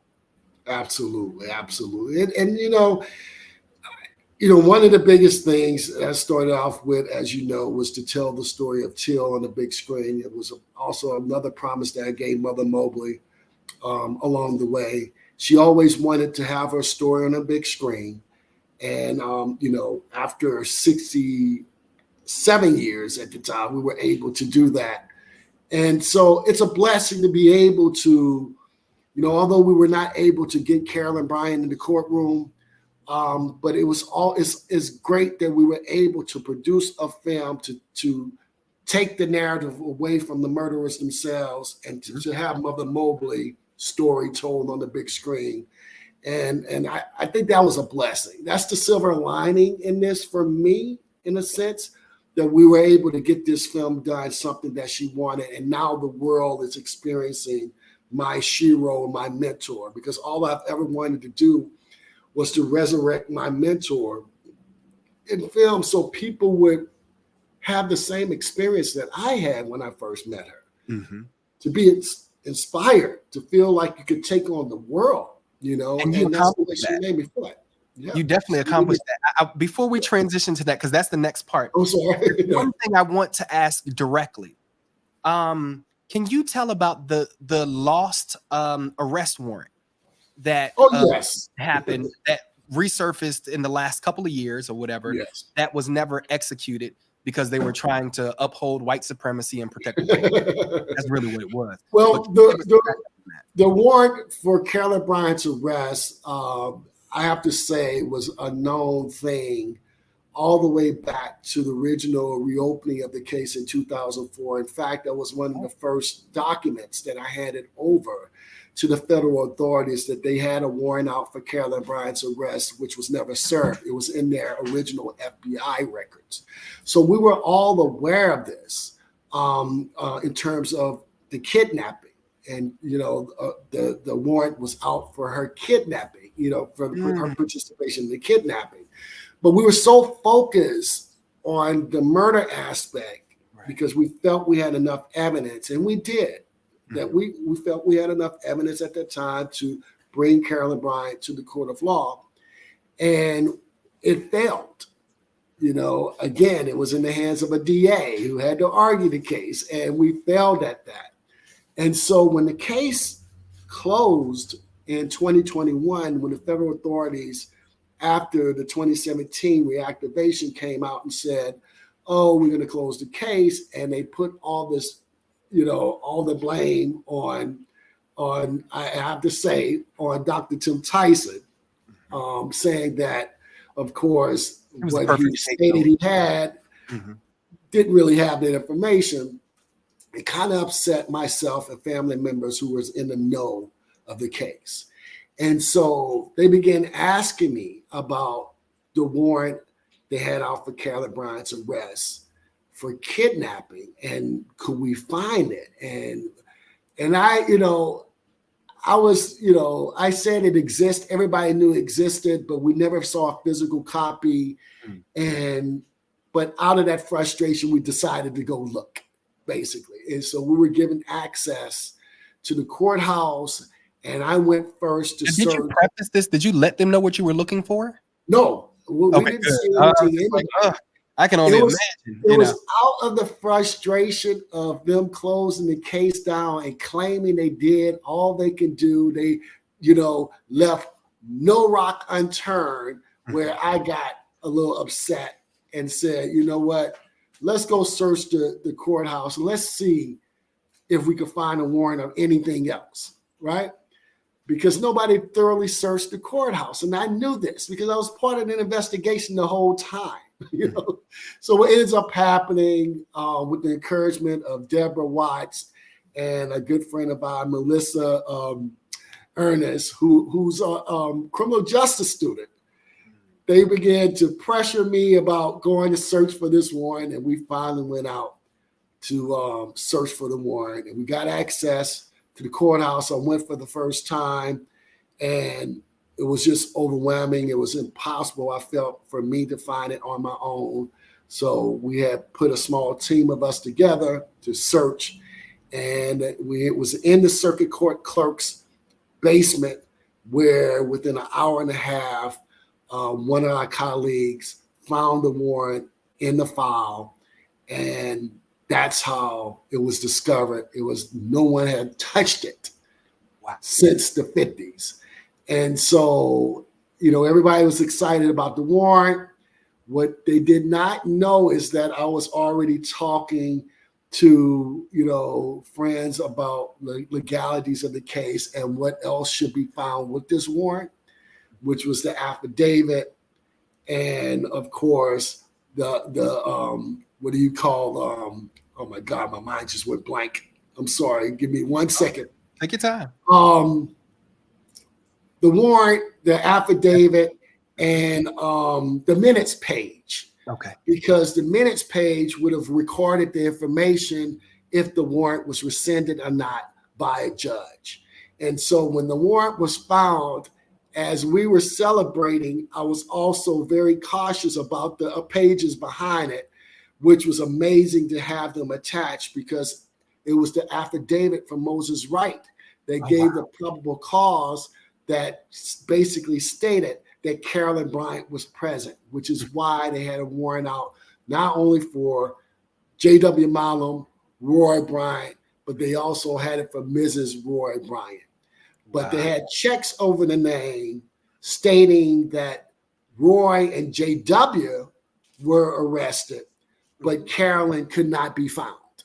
And so we knew that was, we were on to something, and finding the affidavit in addition to the minutes page that basically stated that the warrant was still active. We basically, how should I say, strategically released the warrant, the finding of the warrant, to the media. Okay. So that we could put the federal and state authorities on the spot. On blast. Right. Absolutely. And, because if we would have did it behind the scenes, it would just been swept away and nobody would have heard anything. And right after that, we also leaked the memoirs of Carolyn Bryant. Okay. So I wanted to do a 1-2 punch. Were there ever, were they discovered, confiscated, subpoenaed, any of that? Well, the warrant itself they were aware of, but they never knew No, I mean that her memoirs. they were able to get a copy of the memoirs during the investigation of 2017, but nobody was speaking about it. Mm-hmm. Did you get a chance? I was able to get a copy early on, so I knew what existed. I knew there was information that made her more culpable to the kidnapping that led to the lynching of Emmett Till. Mm-hmm. I knew we had enough to get her there, but I can't control the DA and how he handles the case and presents the case in front of a grand jury. Right. So the warrant was released first to the media, and then, of course, the memoirs were released because I wanted people to see the evidence that existed against Carolyn Bryant Donham. Was there any one piece that was damning in her memoirs that sticks out to you?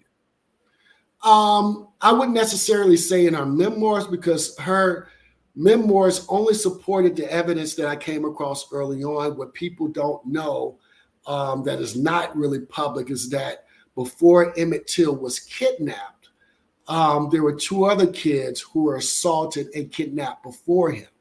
And Carolyn Bryant was present to identify the two kids of not being Emmett Till.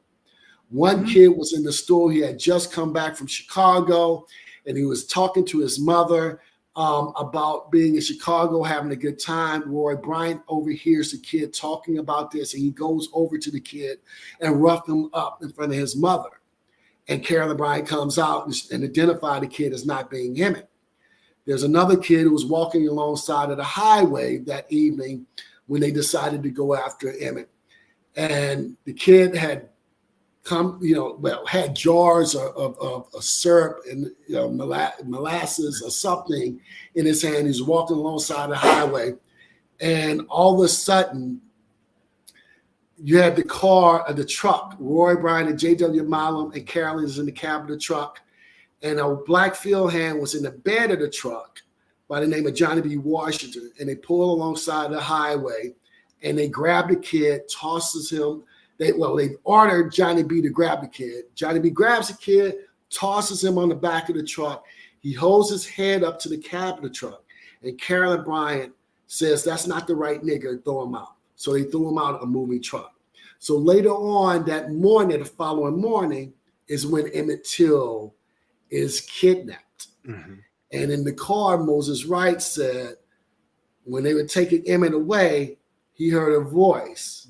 They asked the person in the car, "Is this the right boy?" And the person said, "Yes." And they took him away. That was Carolyn Bryant in the car. Now, the critics were arguing that we didn't have anyone at the time who could put her at the scene of the crime, which is why that we didn't focus so much on the kidnapping aspect of it and focused on the murder during the 2004 all the way to 2007 investigation. But when we released the memoir, and then now you have the findings of the actual documents and the affidavit with the minutes page stating that Carolyn Bryant should have been, served as warrant. This evidence against her, I should say. It's a no-brainer. But when they didn't move on that, Brother Eric, I realized something, the fix was already in. They were stalling. They did not want it to be done. Wow. It's bizarre to me still. As much as it pricked the consciousness of white America and made us aware of the humanity or consciousness of America, or the lack thereof, it's still the one thing that they're protecting until the end. It says a lot about where we are as a nation. That's right. We knew this. We know this because this is our daily life. But I don't think people understand the miscarriage of justice that this actually represents for Black people into perpetuity. That's right. It's not anywhere else in the world that you can have people to, actually tell what they have done, still get away with it, not only in one story, but two. Yes. you know, and You still. got him. Oh, listen, when I tell you, You got it. I collected everything that I could Beautiful. for every area and every story in our history. That's why it's 15,000 pieces. And there's other things that people don't know about, that a lot of people have kind of looked past. This is kind of my little show and tell part where I actually do kind of share with the people what I do have. And I think it's important for, these stories. You actually talked about it earlier. Beautiful. When you really talked about it earlier. But the public hasn't really seen a lot of these ever, So telling these stories, keeping them aware of what's out there so that they know there's so much more to what they need to know. That's right. And you telling the behind the scenes story, all these things are so much more important because it shows the pieces that add up to it. And what you've done today is started filling in the blanks, and we really appreciate that. You have some great magazines right there. I'm proud of you. I'm just touching the surface now. I got a few more that I'm going to show here. Wow. So this one. And if you notice, Brother Eric, if you read those articles, and you knew what I was involved with and the things that I uncovered along the way, the information was always there. That was the thing and the beauty of the Black press. What I could not understand for the life of me, even to this day, everyone took on the narrative of the murderers themselves. That's the narrative of the Till case that's been handled down from generation to generation. All that we had to do was listen to the Black press. That's what I did. If not for the Black press, James Hicks of the Baltimore Afro-American newspaper, Simeon Booker, and all of them that covered the case in 1955 and the things they uncovered, Medgar Evers, if it wasn't for Medgar and the investigation that he led, the case would have never been reopened. Because all I ever did was go back, track down the documentation that he had from Jet, as well as microfiche from different newspapers. They named names of the perpetrators. I uncovered it by looking at those names, jotting them down, finding family members who may have the story. And so I mean, who had information on the case. I am at awe with the materials that you got. Oh my God! You got to throw it in there. Some of these things. You got it. This is beautiful, man. Beautiful. I knew was important, and I didn't necessarily know what I was doing. Just like you, we were following the breadcrumbs that were laid before us. All the things that were purposed to do, we just followed up with it. We just got the things that we needed to do, and that's part of the thing that I said. I totally see myself in you in a lot of ways because you followed it through. With the film and the actual persons. For me, it's the artifacts. It's all those things. So it goes hand in hand and tells the story and preserves it. Both of us had a part in preserving this. Everywhere I go and I do exhibits, Emmett Till is always a part of it because we can't tell the story of America without covering one of the first major uncovered sins after slavery. That's right. That's right. This is the important part of it. Like and seeing this completion is actually, I'm really excited about this. If this podcast episode can be an inspiration for you to push, we need this information because, like you said, this actually completes the story for everybody else that's seeing this cycle. That's right. Of injustice happening into perpetuity, and now we can uncover what the actual device they're using, their methods, all of that. You hold the key to that. So we didn't fail in every way. This is actually opening the door and giving everybody else that completion, that I guess you would say the completion. Yes, sir. that closure. That's what I'm looking for, closure. As it relates to how to overcome this, how to stop it, how to uproot it. You know, just like a weed, we're actually pulling it at the roots so it can't continue to grow. This was the first sin, the first injustice of this new era that has never been solved, that has never had its completion. And we're thankful to you for about to see this through to completion. You know, now that she's died, I kind of, I don't know, I felt like using that harsh word. Now that she's seen her end, we can't get the justice that should have been, but what we can do is actually get justice on a larger scale for all the other Till cases by exposing the root of all of this, the actual upholding of white supremacy, and unveiling it at its core. That will give the family, that will give all the Till families closure. And I think that's an appropriate closure to this chapter in your life. You know, I really think that's what this is for, you know, and then for you to now transmute that pain, that struggle, that process into the new era for you of what's to come, what's going to be that bright light, that shining light, now that you've gotten past the exposure of death. Now that light is going to be shining on how we live and inspire moving forward. Because the stories are there. You know, now we're going to be focusing on the life and celebration and preservation of life, as opposed to, you know, mourning and trying to get justice for the deaths that were unnecessary. That's right. But were carried through to the highest level of government. You know? Well, I hope a lot of good would come out of this. You know, I don't see clearly, you know, what that would be as of yet, but I have solace in the work that I've done. I have solace in the words of Amiri Baraka.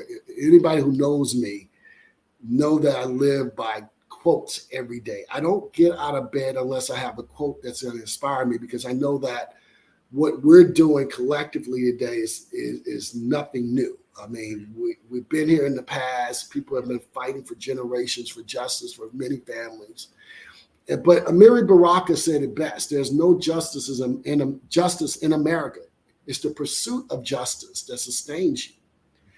And I live by that every day. It's the most realist quote that I've ever discovered, you know, myself. And that speaks to me and pull at my heart, because it's that little bit of good in us that pushes us forward to continue the ongoing fight. Definitely. Because we have to.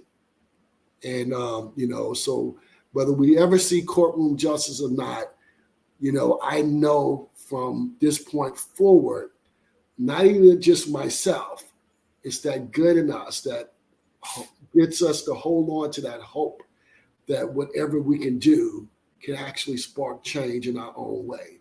And we're going to keep going. We're going to keep fighting. It's called our collective consciousness. That's what it is. That's it. And there's one more piece I wanted to actually put this forward. Guy, wow. Now, after talking to Mother Mobley and everything else, did you get any clarity on this about Emmett Till's father being hanged by the Army? Yes, I got information early on, and it was interesting that there's another book that came out about Louis Till itself, but I knew early on what happened to Louis Till, Emmett's father. There was a book that first wrote about it that I don't think people were aware of it. And it was called The Interpreter, written by, I want to say Mary Clapton. I can't remember her name. I got a copy of it. Excuse me if I get her name wrong. But it was about the unethical practices that were taking place in 1945 or during World War II with Black soldiers, where they were being singled out and put and convicted on trumped up charges and court-martialed and put to death by hanging. And unfortunately, Emmett Till's father, Louis Till, was a victim of that. There was enough evidence, if you read his case, that clearly shows that he was an innocent man. The irony of it all is that he was put to death on July 2nd, 1945, put to death by hanging by General Dwight Eisenhower. General Dwight Eisenhower.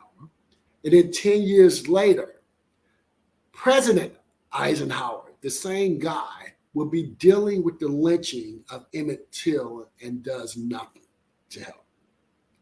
Yeah. That's the crazy, connection that you have here. But we know for a fact that Louis Till did not commit the crimes that was said that he committed at the time.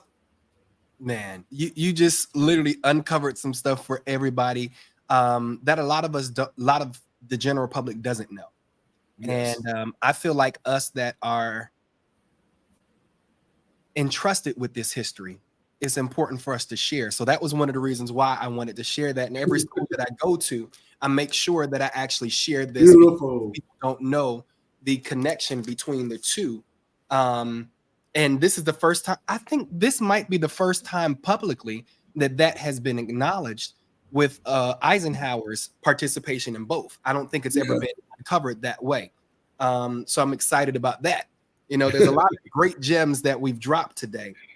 Yeah, I was deep into studying. I know everything I believe there is to know about Till. The information that I had hoped that I would receive was that of Carolyn Bryant Donham, who could have told us a lot more, which is why I'm so frustrated and upset about her passing.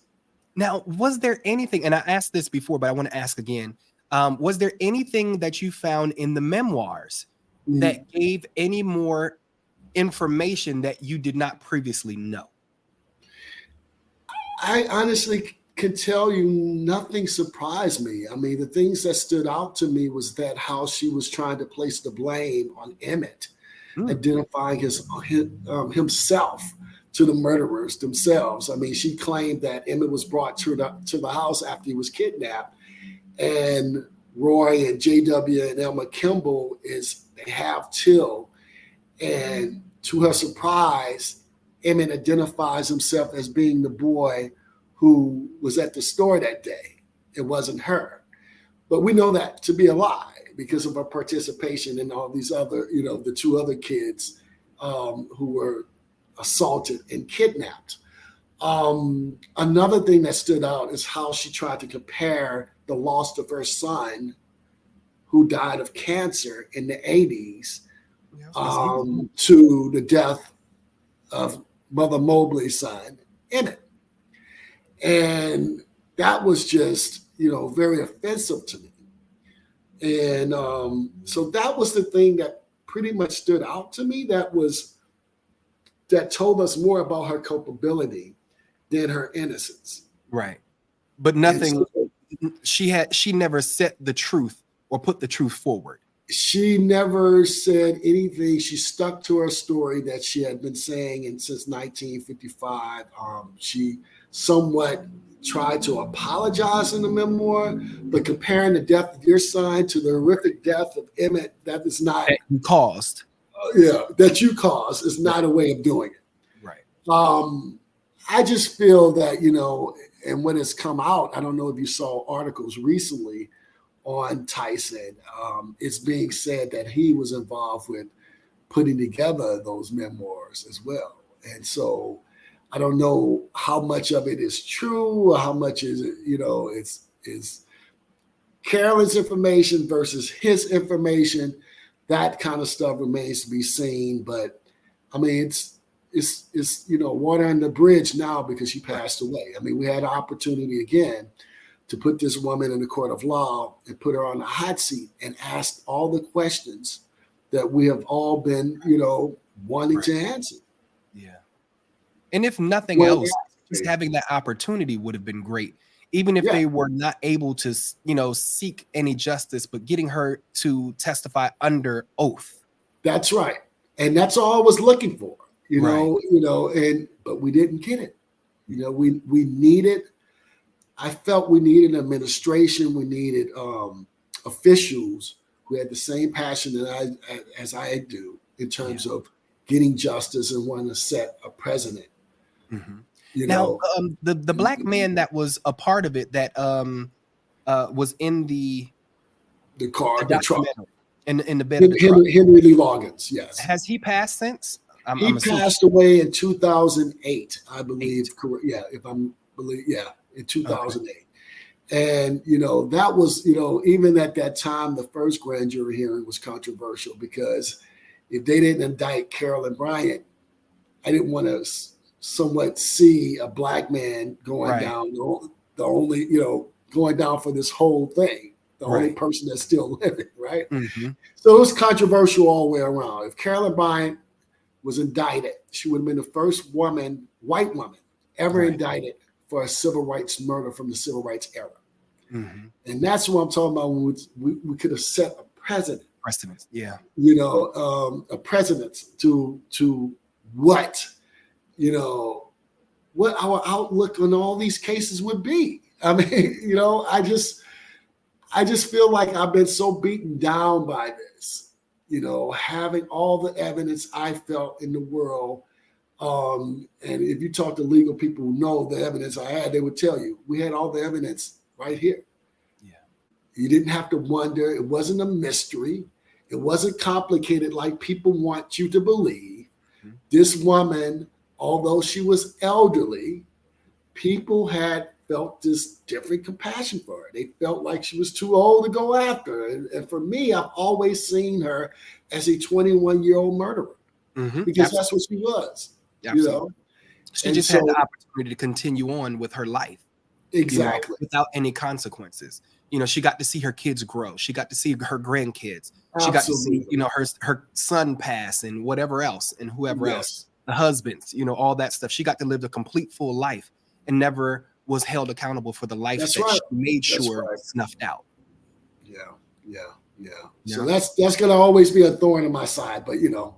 But I think I believe some great things are going to come out of this. You know, I can't help but believe that because I have been moved by my faith this whole journey. And I believe that the Creator wouldn't have never brought me this far for it to all just fall solid at this point. I think more information is going to come out.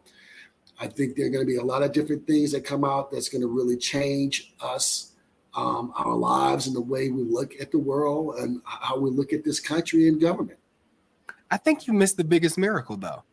The biggest miracle is that you actually now have the opportunity and are taking the opportunity to put forth the truth that's unadulterated, unfiltered, unfettered.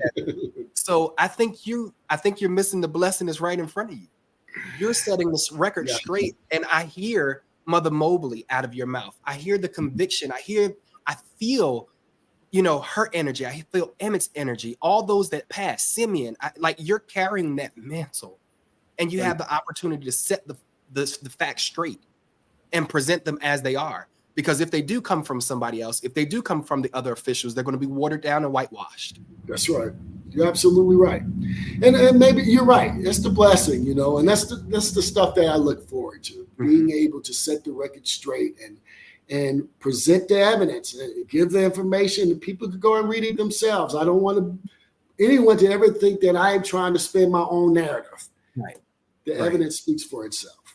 Now, moving into this last part, okay, because we've covered a lot. We've covered. Thank you for this therapy session, by the way. This is therapy. My pleasure. It is my pleasure because this is what I thrive on. You know, making sure our stories are told through our own words and actual through our own selves. Absolutely. You did a marvelous thing with the writing of Till. Yes. This movie, and with the director, I assume in my head and in my imagination, in my spirit, you guys had this conversation that said we're not going to perpetuate and show any violence. Yes. Consciously, for all that our consciences and psyches have seen, unwillingly, we had no choice in seeing these, but you still created a perfect worked that still told the story just as well as if it did have and showed what happened. Yes, yes. How? Yeah, that's a period statement right there. Well, But the process was interesting because, think about it, Brother Eric. I'm a documentarian, known documentarian. I'm not a narrative, writer, filmmaker. I haven't done that. But I said that I will only branch out into the narrative world after I tell the story of Till on the big screen. So now the doors are open for me to do a lot of other narrative work that people have asked me to do over the years. The writing by myself, my co-writer, my writing partner, Michael Riley, and Chinoya Chiku. Early on, the whole team, Fred, Barbara, and Whoopi, I mean, we all understood that the story that we wanted to tell, we did not want to re-traumatize anyone, and we wanted to present it in a different light than what you would normally see at other times, because it's amazing generationally how temperaments change, how we process what we see. It's just amazing going through that phase. I'm from the old school. I'm from the hard knocks. I guess you could say that. But this generation, they don't see the things that the same way that we see it. right. And so we knew early on going in it that was going to be an issue, but we also left it to our director on the way they wanted to handle the material.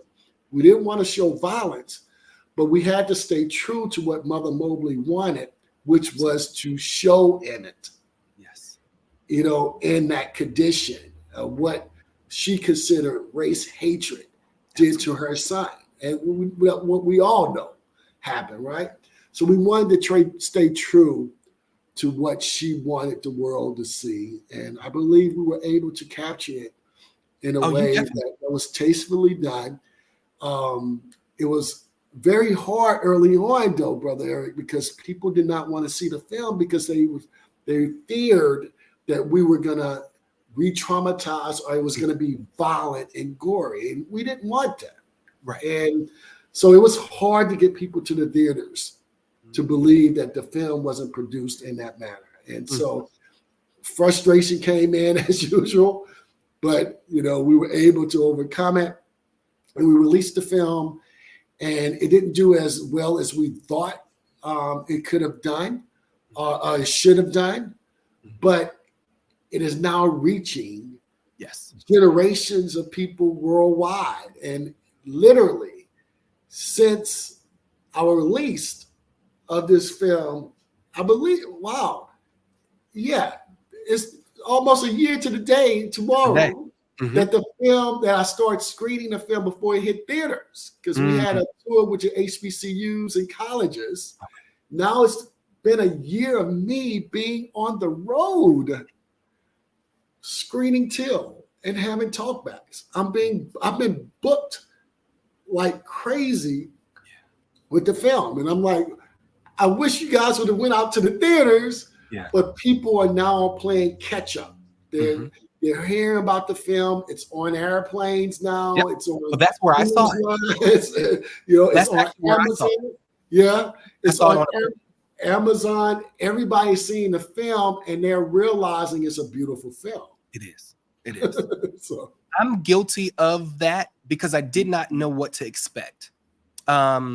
Before I knew it was actually written by you, and who was producing it, because a lot of times we really have to protect our spirit with these movies that are out there. Some of them will do stuff just to be salacious and all that stuff. So before I knew it was actually you, I went through a whole period where, after seeing all of our bodies on TV, on the internet, on social media, I couldn't take it. And I was traveling. I can't remember where I was going exactly. Might have been out to California. And I actually watched the whole film on the plane. I've never been moved to the point of tears and really didn't even care. I've got two people sitting on the side of me. I didn't care. I didn't even remember I was on a plane. Wow. It was an intimate experience that was so transcendent in nature, because I'm actually seeing the humanity of his mother play out. That's right. Like I saw in real life here. That's right. So it was such a connecting experience. I thought it was going to be disconnecting and jarring because of the nature of excuse me, because of the nature of the story. But I found it so connective and captivating, and it allowed you a personal window into seeing her life through her eyes. So what you did was so magnificent. I felt like I was able to experience her even after her transition. There you go.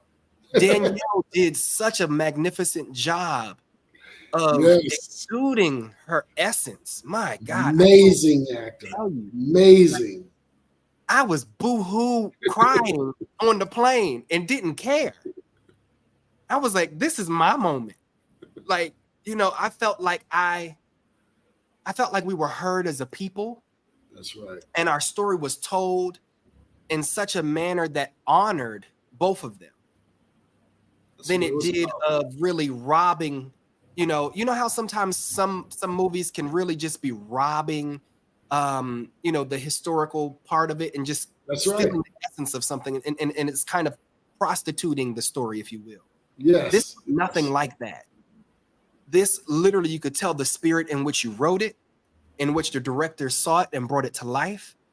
Every step of it was just completely honoring our ancestors, and I thank you. That's all I can say is thank you. You know, it's amazing. You know, I guess that's the perk of this whole thing. You know, when you're on a mission, on the journey, you don't know how that journey will end. You hit obstacles along the way, you get around them, but you still don't know where you're going to end up. And, you know, this journey has been that for me. The story of Till, I can honestly tell you, has given me a life. And again, I only wanted to resurrect my mentor. This is what she wanted. Yeah. I only wanted to resurrect my mentor so that people would be inspired by this great woman. You know, I'd never been a fan of comic books, and I never was into Marvel and that kind of stuff when I was a kid. My heroes and sheroes came from magazines and history books and Black history, and being in Louisiana, which is a civil rights belt, and being with parents who are educators, they always kept me knowledgeable about those sheroes and heroes who paved the way for me. Those were my superheroes. That's what I wanted to see on screen. Mm-hmm. So when you see Mother Mobley, Mamie Till Bradley, Dr. T.R.M. Howard, Medgar Evers in the film, those are my superheroes, And so I'm just so blessed that after 67 years of failed attempts of everybody and their mom trying to produce this film, we were able to do it. Yeah. I met Fred, Barbara, and Whoopi early on in my career, right after the case was reopened. They came to me, actually Fred and Thomas Levine, another executive producer. Producer partner of ours, not executive producer.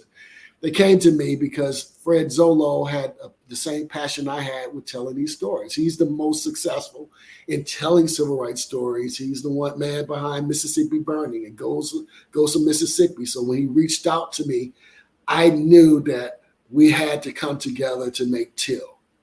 And I can honestly tell you, through Fred, I inherited Barbara Broccoli, James Bond franchise, and the great Whoopi Goldberg. And, they've been my friends for 20 years, 21 years going on now, at my side, trying to make sure that we make this film. And so people don't realize all the, the back end of things, how long it takes to get these films made. And so were they tied in when you did the first draft or first version of the movie? That was way in '95. I was alone. Just started, just started off thinking that I could be a filmmaker. Mm-hmm. But they came along, man, and they believed in me enough to stick with me this whole time. And because of that, I said we're going to always have our alliance. I was going to never stray away. And so many people came to me to do Till, and I wouldn't do it. And I said to myself, it's going to happen at the right time. And it happened at the right time. And it did. It did. It absolutely did. I don't think anybody could have done a more magnificent job. Yes. Yes. Now, when you said what you said, when you were talking about wanting to resurrect your mentor, mm-hmm. what came into my mind was, these are the exact words. You've accomplished that. She had her second act. That's right. Because of you. Thank you. Thank you, Eric. Yeah. That was accomplished. Like literally, that's what I felt. That is exactly what I felt when I saw it. And Danielle embodied her. I love Danielle. Danielle and Jalen did a spectacular job. Yes, the whole cast and crew. I mean, Sean Patrick Thomas, playing Gene Mobley. I mean, seeing the people come to life that I knew was just truly amazing, being on set and watching it happen. And it so surreal at moments where I even questioned, was it the right thing for us to do? Because I could have never imagined going through what Mother Mobley had went through in terms of identifying her son. And we're capturing that moment on camera. And that day, footage of that? Huh? Was there actually motion video of that? No. Was she identified her son? Or because I know they were taking pictures around that time, but was there it was only photographs okay. that was taken of the viewing of the body. Mm-hmm. But to capture that was Yeah. truly amazing, because these are things that she was telling me that I heard, and now I'm seeing it come to life on a set. And it was so surreal and sacred. It was a sacred moment for us to be telling the whole story. The greatest things that happened on set, we had our own therapist. I was going to ask Dr. Spirit Clanton. She was our therapist on set, and I did not even realize the importance of having her there on a daily basis, because of all the crew members that went to her after a day's work. I was going to ask, how was that emotionally for you? I was on an emotional roller coaster. I was crying all day, all day, all night. I was on the set just crying. I was a nervous wreck. And I was just, come on, I'm seeing my dream come to life. But not only that, I see my mentor resurrected, and I'm sojourning back to now with her and the things that we talked about. Yeah. And they're actually happening before my eyes. And it's something that I will remember for the rest of my life. The only downside, it was done during COVID, and I couldn't invite my parents or friends on set to experience it with me. Okay. But other than that, it was just an amazing shoot. And for us to get this story told when we had so much against us, in a sense, the backdrop of this country and what was going on, and the COVID, it was just all these different factors that you would think would have held us back, and it didn't. And it was supposed to come out like a storm. It was a perfect setup for a perfect storm. Like exactly, literally did something at the appropriate time, and we're seeing the residual effects of it. And I think it's going to ripple bigger even now. I think your sales on DVD are going to outnumber what you did in the film. I believe that too, and it's happening. We're opening up in Japan, I think on December 15th, so I'm excited about that. I'm supposed to do a tour throughout Africa with the film, so I'm excited. Yeah. So there's some things that could still be said about this story that's going to impact many people, and I'm glad to be a vehicle of that, and I had to have the platform to do that. Gives me a little more longevity, but then there's other stories to be told, which I'm on the crest of doing too. So, gonna keep it going. One last question. I promise. The last question. No problem. How does the script from 1995 differ from Till of 2020? Totally different. Because, again, I was first starting and I was telling the story actually during that time from a reporter's point of view. We didn't use Mother Mobley as the protagonist. Okay. But since that time, 95, we have written this story multiple times. I personally written it multiple times in different ways, because as generations change, you see things differently, and you wanted to produce something that everyone could relate to. So that forced me to continue to write on the script. So by the time we finally got the masterpiece written, we had gone through so many drafts of the script. It was only one way that we could have written it that would have reached everyone. And this is stuff that we came back to revisit.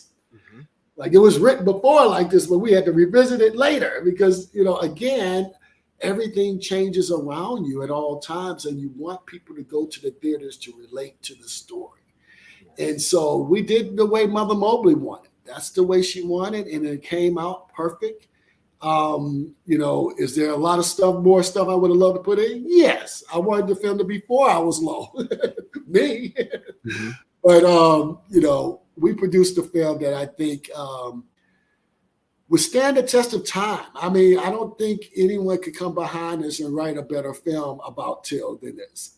And so now it's about how could we tell the story of others at this point who was part of the story of Till. Like, we need a Medgar Evers film. We need a Dr. T.R.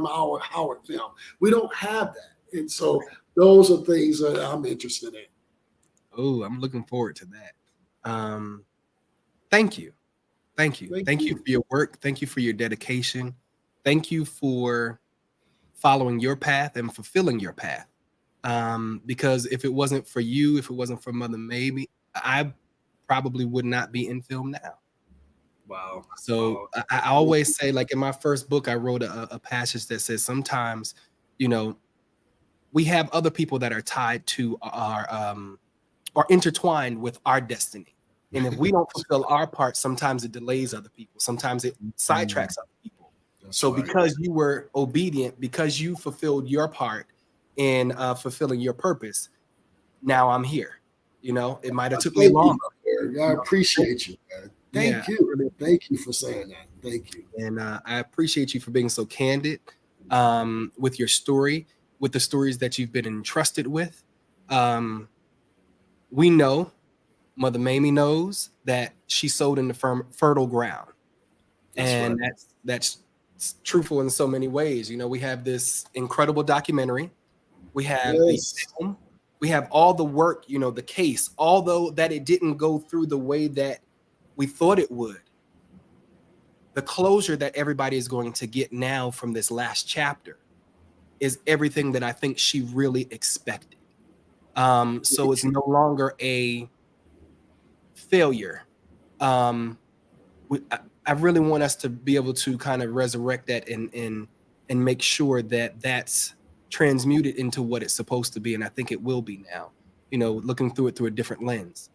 They dropped the ball. The ball was dropped, but now you're completing that by what you're doing now, by, putting the truth out there and letting everybody else know the truth, because that's the most important part. Whether the government or officials do what they're supposed to do, the truth needed to get out. That's right. Is there anything about the story of Emmett Till that you want people to know? Because most have not heard it directly from your mouth. They can hear it, from the documentary, which everybody needs to go out and get. You can get it on Amazon or just go directly to his website. And we actually restored the film, so we're re-releasing the film soon. Yeah. Okay, I need to get a signed copy. I'll make sure you have it. I need to get a signed I'll make sure you have it. Now, it's not skipping yet, but this is going into the actual box over here with all the Emmett Till artifacts. This is now a artifact in our history, and I'm appreciative of it. And but is there anything that you want to tell of the story that people may not have heard?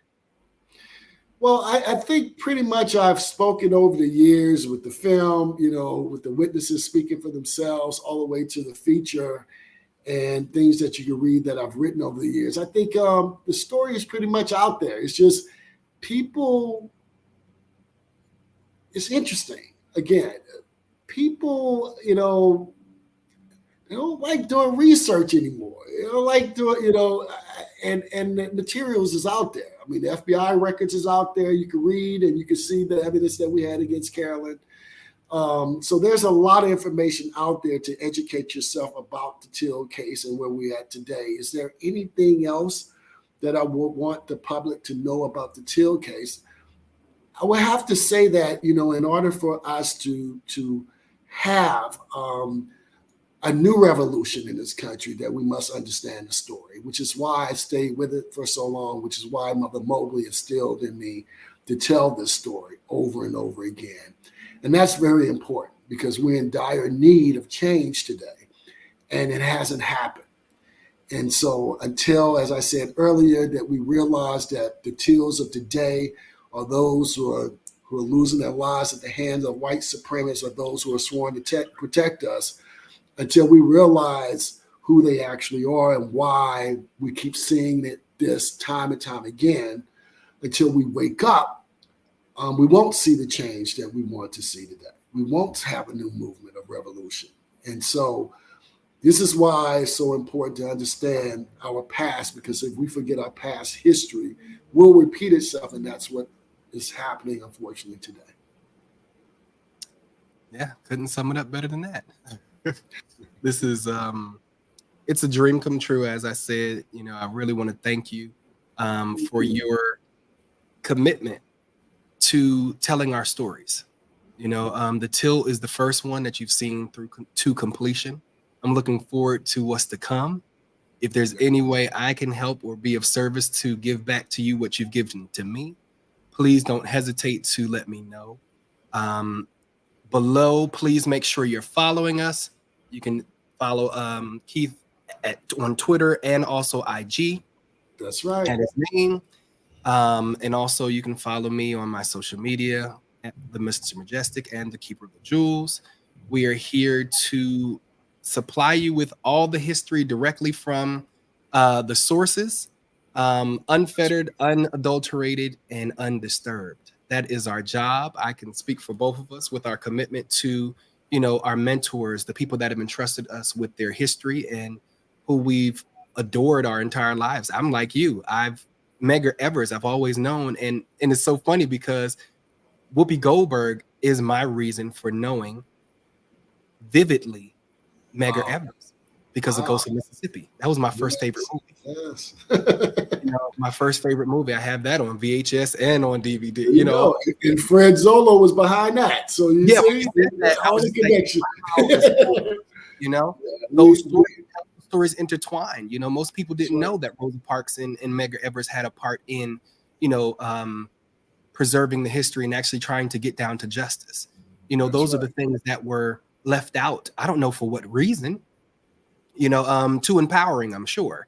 It was easier to see Rosa Parks as somebody that was just tired, that didn't have any ambition or reason for why she was pissed. That's right. For her, her rebellion, her act of rebellion.